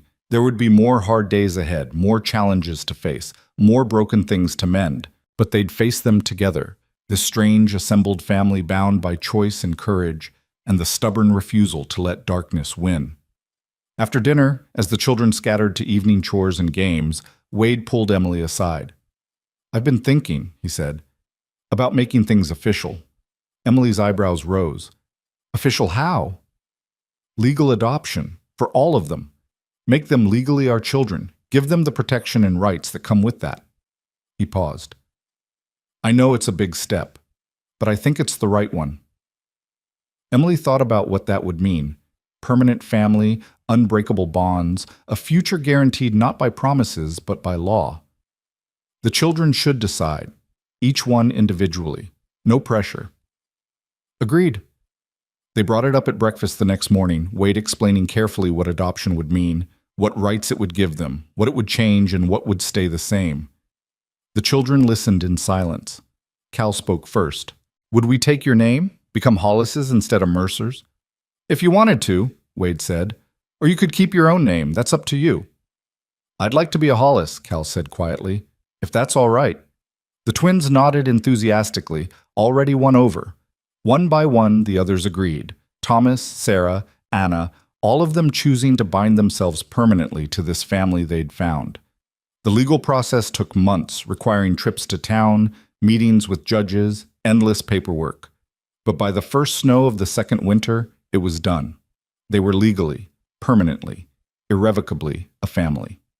Emily stood in the yard one December morning watching children play in the snow. 2 years had passed since she'd held that rifle in a collapsing barn, terrified and desperate. 2 years since Wade had offered her a choice and a chance. Looking at everything they'd built, the thriving ranch, the expanded house, the children who laughed instead of flinched, she could barely recognize her own life. Wade joined her, his breath clouding in the cold air. His shoulder didn't bother him much anymore, just a dull ache when storms were coming. The gray in his hair had spread, but his eyes were alive in a way they hadn't been when they'd first met. "No regrets?" he asked. Emily thought about everything they'd been through, the fear and violence, the hard work and harder days, the moments of doubt and despair. Thought about Cal teaching the younger boys to ride, about Sarah's quiet joy when working with the horses, about the twins who no longer had nightmares every night. Thought about Mrs. Lynn humming as she cooked, about Thomas building furniture with increasing skill, about this impossible family that shouldn't work but somehow did. "Not one," she said. "You?" "Not one." They stood together in the cold watching their children play and felt the weight of what they'd accomplished settle around them like a warm cloak. They'd taken broken pieces, broken people, broken lives, broken hearts, and built something whole. Not perfect, never perfect, but real and lasting and full of hope. The ranch would continue to grow. More children would come. More lives would be changed. There would be challenges ahead, illness and injury, heartbreak and loss, all the ordinary tragedies that came with living. But they'd face them together, this family bound not by blood but by choice, by courage, by the stubborn belief that love was stronger than fear and that home was something you built, not something you were born into. As snow began to fall again, soft and gentle, Emily thought of her mother and hoped she could see this. Hoped she knew that her daughter had taken the lessons she'd taught about kindness and courage and making life mean something, and used them to build a legacy worth leaving. Wade's hand found hers squeezed gently. "Come on, let's go inside. Mrs. Lynn's making hot chocolate." Emily squeezed back and followed him toward the house, toward the warmth and noise and beautiful chaos of family. Behind them, their footprints in the snow were already filling in, temporary marks that would soon disappear. But the marks they were leaving on these children's lives, on this land, on each other, those would last. Those would endure. And that, Emily thought as she stepped through the door into light and laughter and love, was more than enough, more than